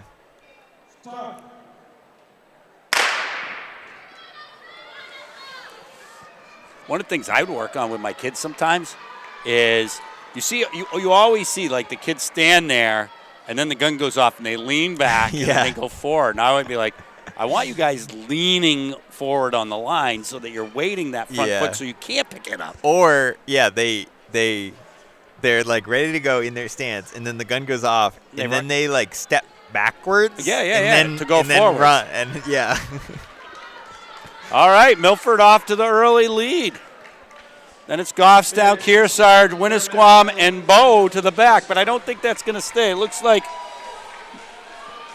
she's making her move now towards the front, but Milford is out. Milford is out hot. That's 20 meters they have on the field at 300 meters. Yeah, that's pretty a good. big gap pretty early. I don't think you want to give them that much space. I used based to on argue so much with Coach Cox about what hand I put forward on the start line. He would get so mad at me. I think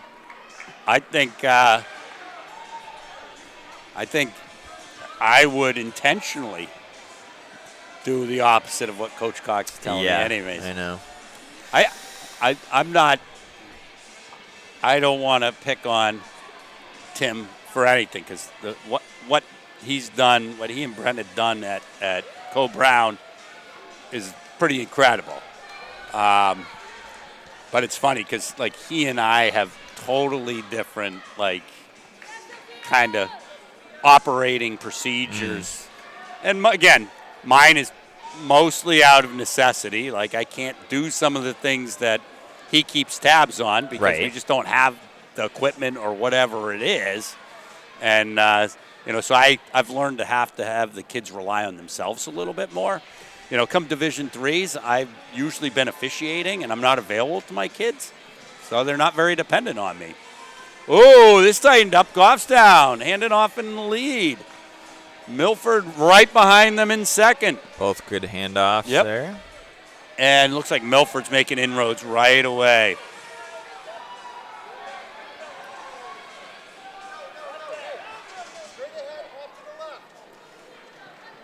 Winnisquam needs to work on their handoffs a little bit because they're doing the stop and handoff. Keep running, keep running. Hey, better than dropping it. Yeah, it is.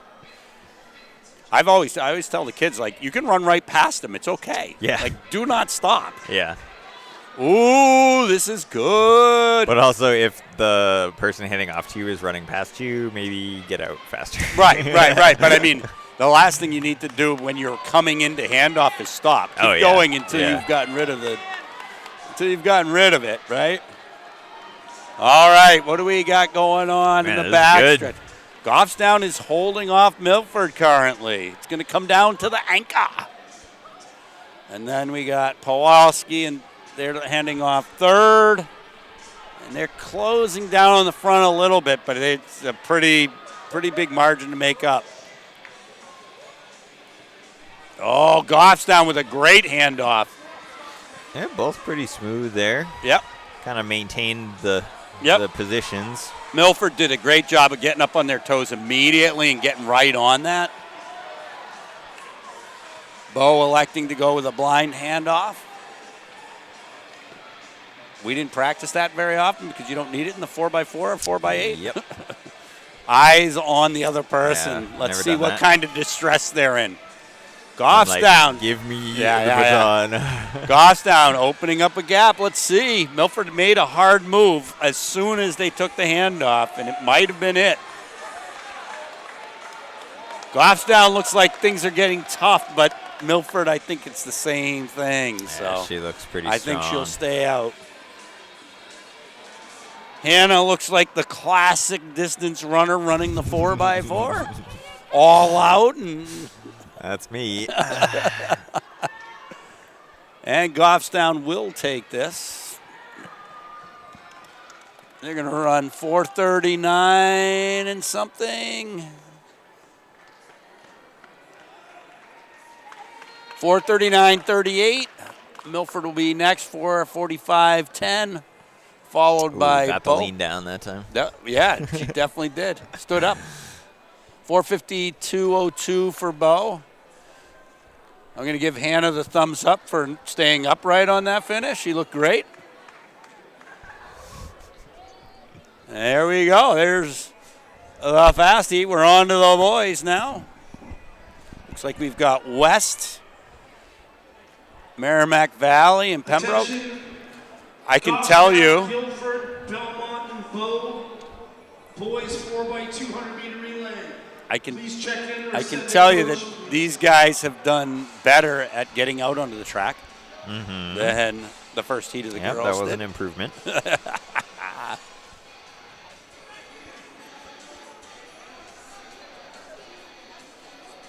It's one of the things I always tried to coach the kids to, like, I think lots of times the coaches will focus on, like, I got to get the workouts, I got to do all that other stuff. Yeah. But to just be, like, understand how meets work. Where the race starts. Yeah. You know, nothing is going to make your kid more nervous, which is going to affect their performance. Yeah. Than just like panicking right before the race. Right about, before I don't the know. race. Not even about the race itself, but right. about where do I start from? the logistics of it. Yeah, exactly. And that's stuff that you can that's easy to coach, really. Yeah, you just have to do like, it. Lots of times, if you've never been to a track meet before, it's like, yeah, good luck. Oh, our cameraman fell asleep. Come on, cameraman. There we go. He was texting. But yeah, it's like, you tell them, okay, like, before your event, this is where you go to check in. Yeah. This is where you get your Yeah. numbers. Like, Yeah. this is where you wait before you go to the start line, Well, and again, that just what's that do for your athlete? Yeah, maybe they're not. Maybe you haven't increased their speed. Chances are they're going to run better. Right. So, like, that's the easiest thing you can do. As a coach with a new athlete, you want your kid to run better than they would. Well, and it Show just that helps, stuff. like, with people missing races. Yeah. And, All right, Pembroke Academy first into the handoff zone by a straightaway even. And then it's West. We have both of those teams, West and Valley, doing the we're going to stop and hand it off. Baton passing. Not the way you want to do it. But it is early. Like, these are the things you can work on coming up.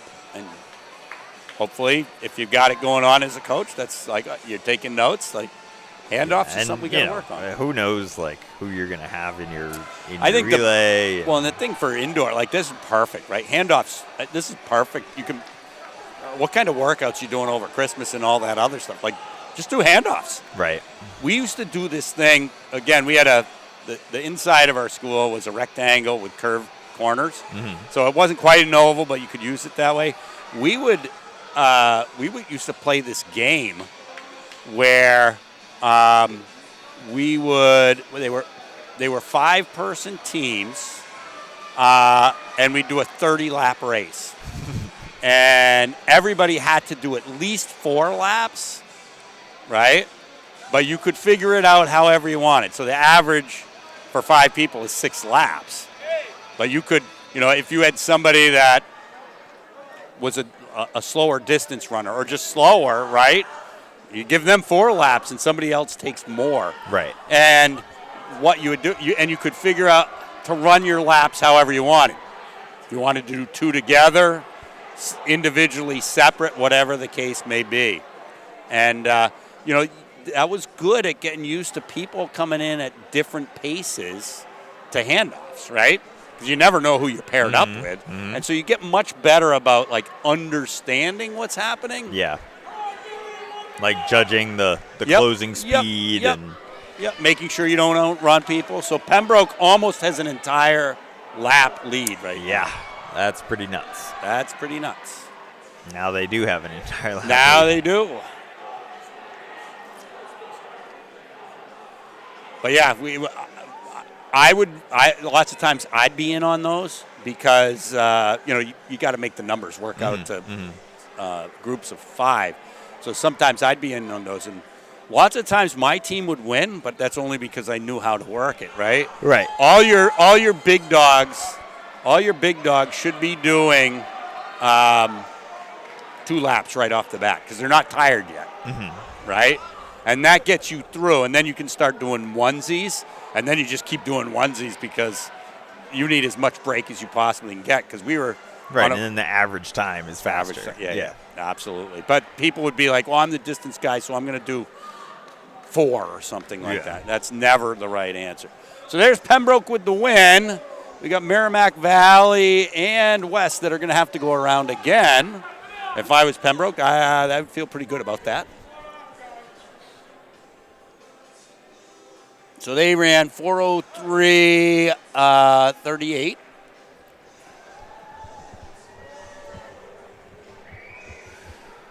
But it was awesome because when you have new kids, like our team will win. And here they got the old man on the team and stuff like that. But it's just a matter of math, right? Right. Well, because it's like, you got a distance runner, you're gonna have him run 4 laps, say, Right. but like. It's all four laps all at once is going to be slower than 4 laps. One at a like time. Like a lap, a break, a lap, a break, No a lap, matter a what break. you do, Like, and it's not like you're wasting time. Like someone else is running the whole, in between. Yep. So Yep. it makes sense. Like everyone gets a break. Everyone runs as fast as they can for like a lap or 2. And then the average time is faster than if you just run each person in their number of laps Right, that they were and going then to do. hand off, and then do another 4 laps, and then Merrimack Valley finished second in that, and then it was Manchester West. We've got, I'm guessing, the heater heat here because I see Logan Corthal's out there. Well, it's possible that Milford, after how good they were in the 4x4 last year, are not good this year, but I don't think that's the case. don't think so. I see Will Whitley over there, and he's pretty fast. We also used to we'd do this, and again, you're just trying to mix it up because it's indoor and it gets boring. We would do, we'd put a bunch of people into a race, and we'd tell them it was either going to be 2 laps, 3 laps, 4 laps, or 5 laps, and they wouldn't know what it was until the bell lapped. That's pretty funny. So you got to figure out, like, you got to stay close to Like, the front. you go out hard and hope that it's a 2-lap race. Yeah, and it could be, and you usually set it up for the day so that you're going to do one of each. Right. And so then they can start figuring it out. But, yeah, if you had a kid that goes straight to the front hard and it's the 2-lap race, they're going to win. Right. But they're not going to be good for anything else. If they go through 2 laps and then it turns out, it's a 5-lap race, you're in trouble. Milford into the handoff zone first, followed by Pelham. That's pretty funny. The one thing I do see over there, standing at the back of the Pelham group, is Colby Creer. Yeah, he's going to be Safe to pretty say he's helpful. probably pretty quick. I think he could run a decent 400. So Milford's got to I think right now they have a pretty good gap. It's about 20 meters. They got to be good with the baton for one, right? And they just got to have solid handoffs. It seemed like all the teams behind them had pretty rough handoffs. So if you can just make sure that neither of those things happen. They got Pelham closing in, though. They got Will Whitley, though, on their third leg. I don't know how people set theirs up. Sometimes people say that third leg's your weak leg. I'm guessing it's not by Milford.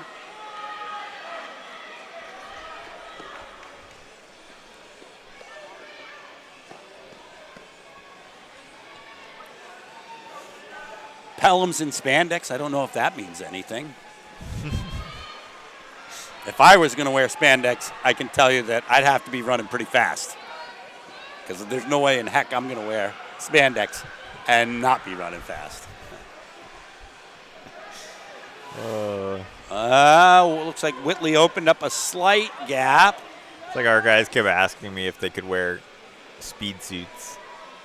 And I was like, you guys are not fast enough to wear speed suits. Yeah. I was like, the only way I'm going to let you guys do that is if you get a lot faster. All right, Milford is going to take it in the lead by about 20. This should be fun. Could be interesting. Yeah. That was an excellent handoff by Creer. He knows he's faster than his other guy, so he can't get out too hard.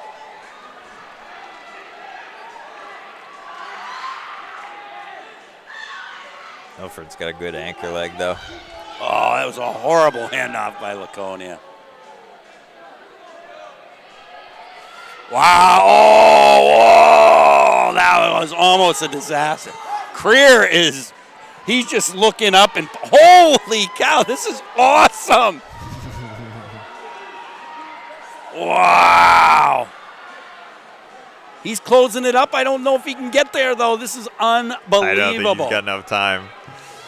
If he gets there. He might get there. He was 20 meters down in a 300. 400, sorry. Man, that was wow, that was fun. That was unbelievable. Milford takes it 347.30 to 347.81. What a run by Creer. I want to know the split on that. Yeah. That was crazy. That was. We've got Belmont coming in for third. It'll be Laconia for fourth.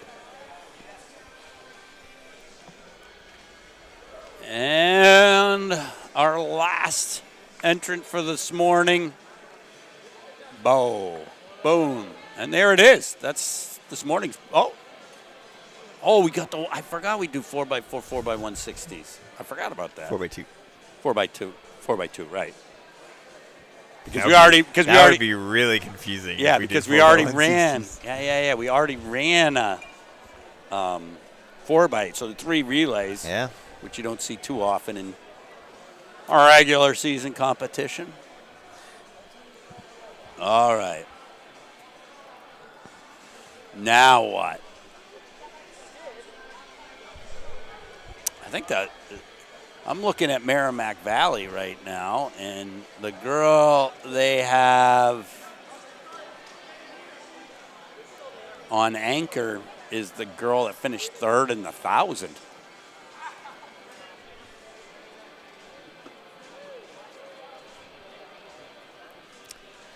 What?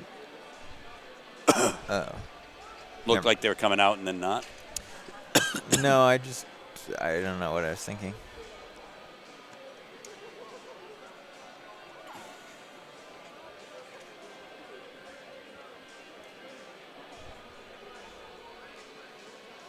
You think Creer's doing the 400, 200 double?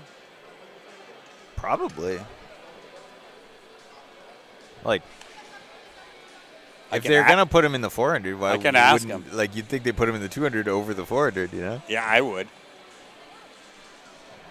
Hey, Creer, are you running the 4x2 as well? No. I don't blame you. That was a heck of a split there. No 4x2. No 4x2. I just checked. He said it, spoken like a true sprinter. Nah. Yeah. Have you ever seen the video?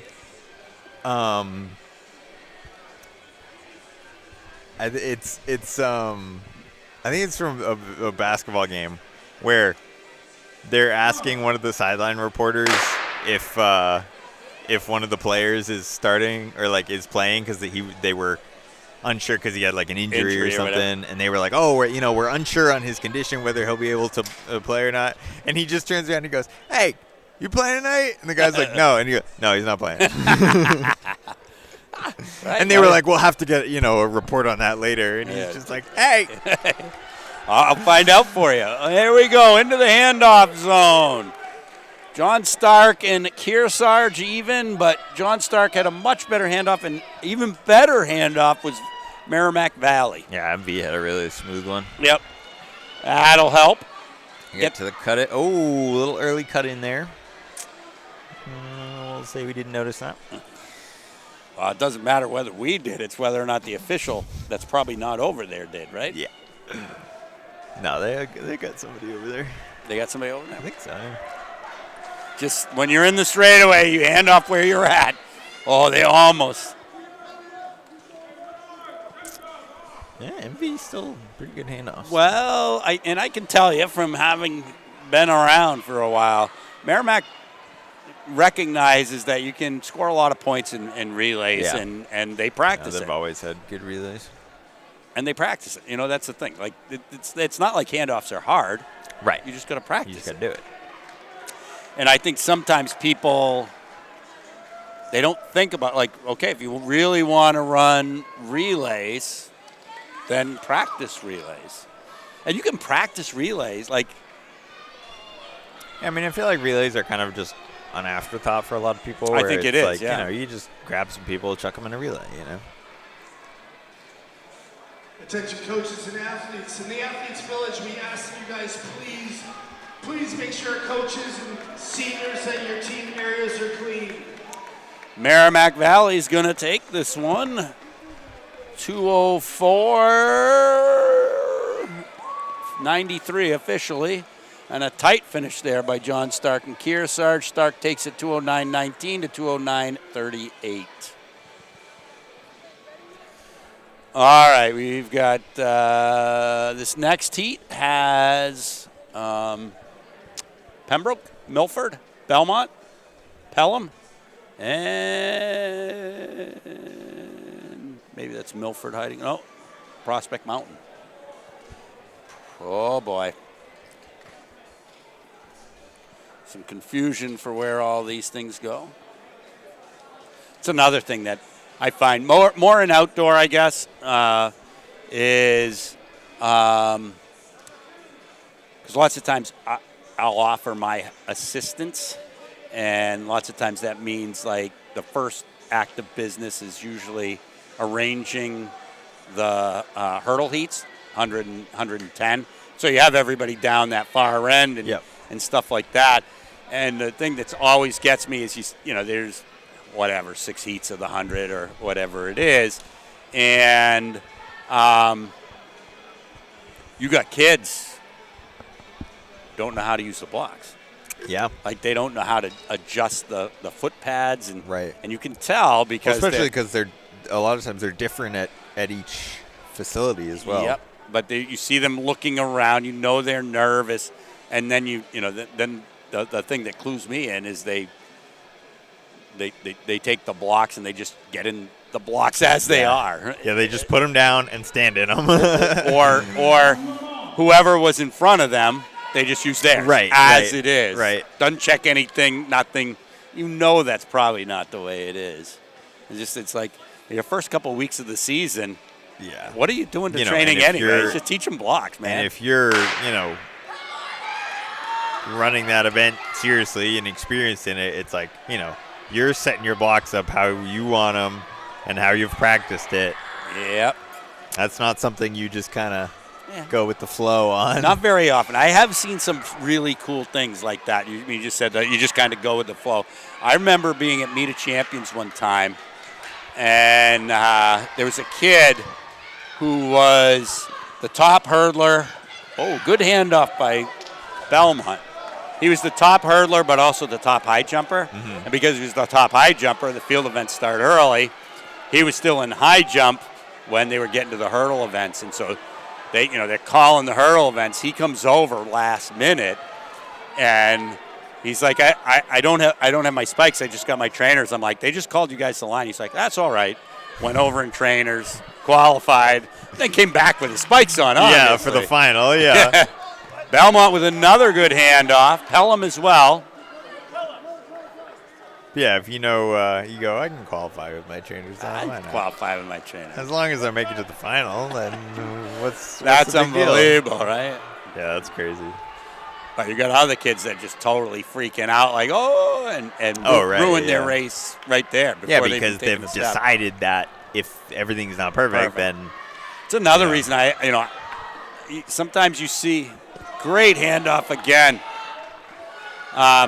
You'll see kids, where the coach carries their spikes for them or something like that. Don't do that.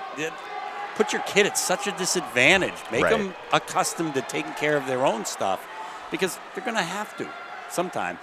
I'll tell you, at like New England's, the kids that understand things the best are the coolest under fire. Oh, yeah. All right, Belmont takes that 158.62 to Pelham 201.21. Then it's Pembroke and Milford.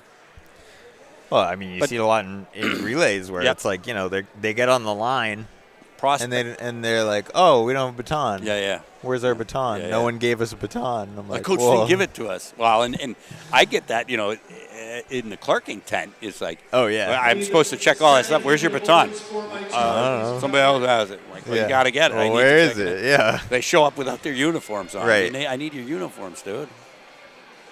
Yeah, that's a huge thing. You see people like literally on the start line, and they're like, "Where's our? Somebody go get a baton!" And it's like it's nice to just have all of that under control, and then that way you teach the kids to do do it. it. Just walk up to the line, run. Be like, "Okay, time to go." Well, here we go. This is interesting. We got Interlakes, Isaac Nud Hoymeyer, taking the second leg for Interlakes. I would say he's more of a mid-distance guy. Probably put together a good 2. Yep. Well, not only that, again, we did not have a sprint team last year for anything. We had some sprinters, but not a sprint team.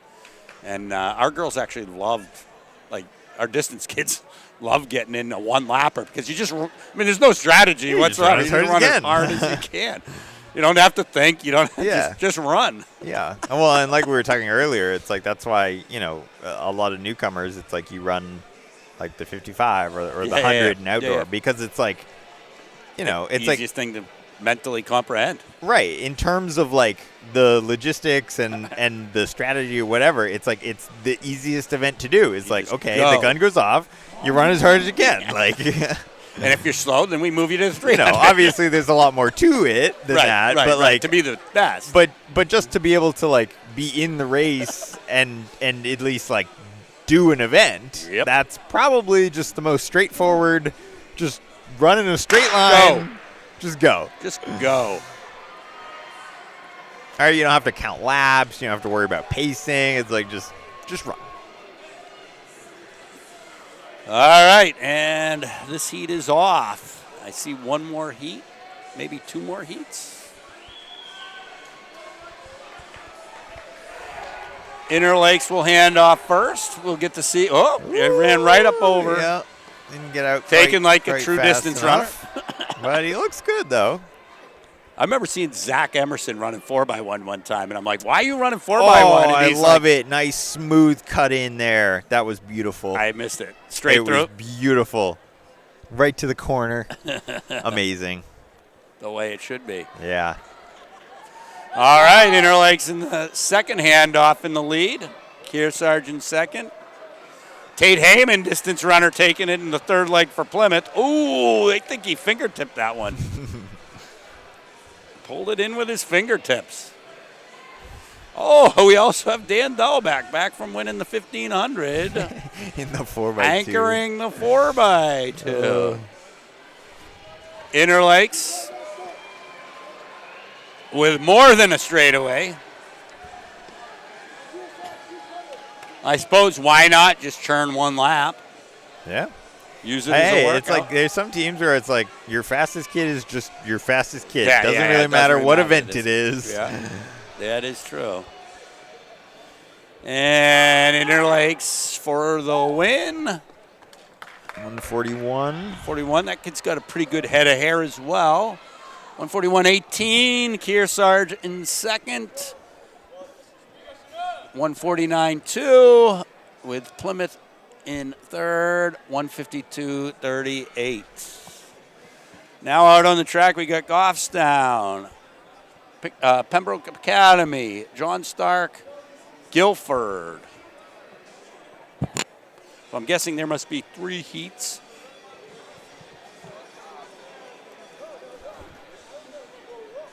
At least, yeah. Yeah, 3 heats. 3 heats. We just got confirmation by Sheedy. Sheedy, you're what made me famous. Like that's when I became Made me famous. Beneficial relationship. yeah, symbiotic. Mutually beneficial relationship. Because by then, up till then, I was just some old commentator. You have to get like whenever like Joe Buck has a famous line or whatever. I didn't even know I said it. Like somebody, I for the next couple of weeks, people were saying like the tagline, and I'm like, Well, see you oh, tonight. okay, yeah, he's there. Exactly. And then I went back and watched it. I'm like, oh my God, those words came out of my mouth. I mean, I knew I know it was in my thought process. It's probably a top 5 iconic line. Well, I've seen that happen a couple of times only. Just never do a guy who everyone knows in the commentary. Wow, and the other time I saw it, it was Eric Malnati of Fall Mountain. So they had just dropped down to Division III. I had the top returning guy in Division III in Job Christensen. He ends up smashing, Malnati ends up smashing the Division III record, runs 15:34. My kid, Job, finishes 15:54, which was also under the record. But then Malnati ends up winning Meet of Champions, and then he's leading New England's.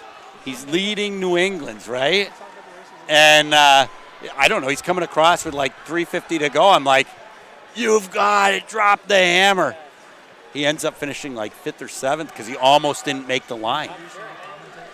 John Stark hands off first. Goff's down next. Ooh, I think Little they rough made there. the zone, but it was a little rough. I'm guessing that the Interlakes out of that last heat will be in front of some of them in this heat. Would be my guess.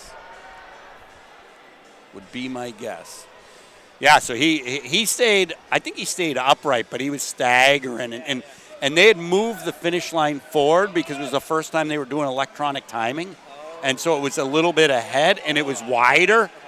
And I'm like, you almost missed it.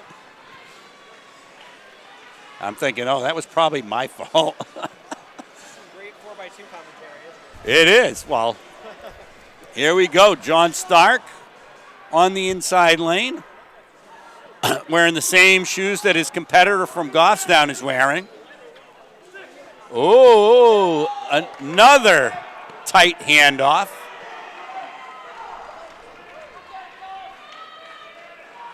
These guys are moving for sure. Moving for sure. Here we go. Oh, John Stark taking that one and almost taking the official with him. 145.6. Pembroke second, 148.23. And Goffstown 149.26. Good morning, good afternoon. All right. First session, could you please make sure that Final heat. We got Belmont. We got Milford. We've got Prospect Mountain. We got Laconia. And we've got Bow. I see Michael Reynolds. Looks like he's running anchor for Valley.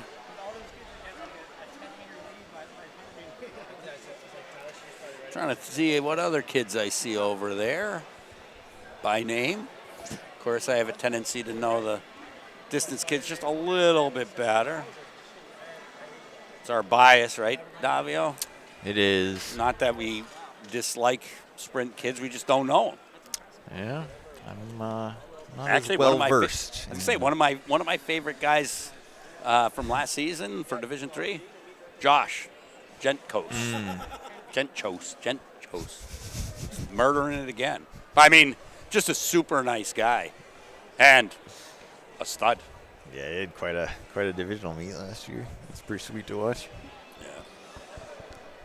Yeah. One of the things that I thought was really cool, I don't think it was last year, I think it was the year before, and I think he won the 100 in that as well, and just how pumped the other guys were for him, like, Yeah. because he ran so well. attention people. A lot of That's not, you no, don't see that a lot sprinter of guys sprint- What's that? I said a lot of the sprinter guys have been like that Lately, in yeah. the last couple of years. Not, really it's cool. not always Oh, no. in their DNA. Not always in the DNA. But yeah, no, they've all been like pretty close. Yeah. The last couple of years, which is cool. Well, and I think it became really noticeable in Division III because Division III also had some of the best 100 guys as well. Yeah, they had a lot of really good Kelm, guys. they had the Guilford kid that he ended up going. I can't remember where he ended up going, but he didn't finish his senior year. His last name was Reese, Isaiah Reese, I think it was. They had a number of really good kids, and kids that were just really good kids. Never mind good athletes.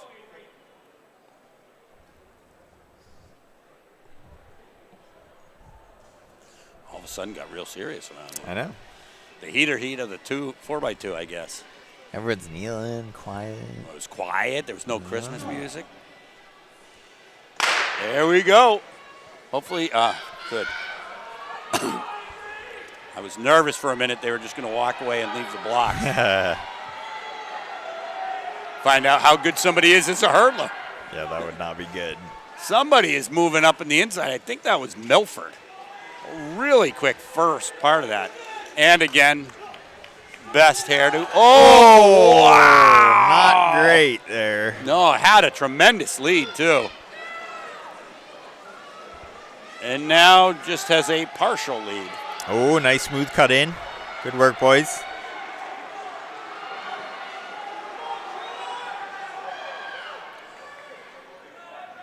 Milford still comes off the turn in first. See if this handoff's better. It is. MV with a good leg. Oh, Prospect Mountain way out.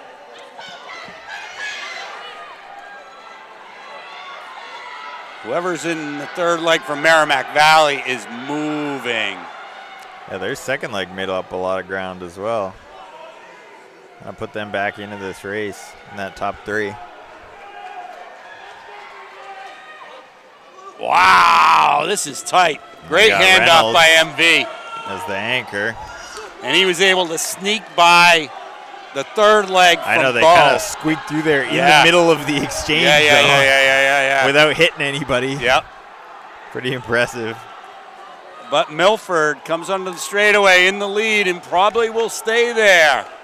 Reynolds doing a good job of trying to close that gap. But we've got Milford with 141.8. Merrimack Valley second, 142.82. Bo, 145.06. And apparently that's all she wrote.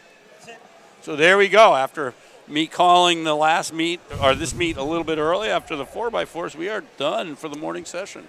Yeah, that'll do it. So come join us for the afternoon session if you'd like. Or stop in at Marathon Sports. You can pick up some last-minute Christmas items, like an orange mud towel. Those are the best.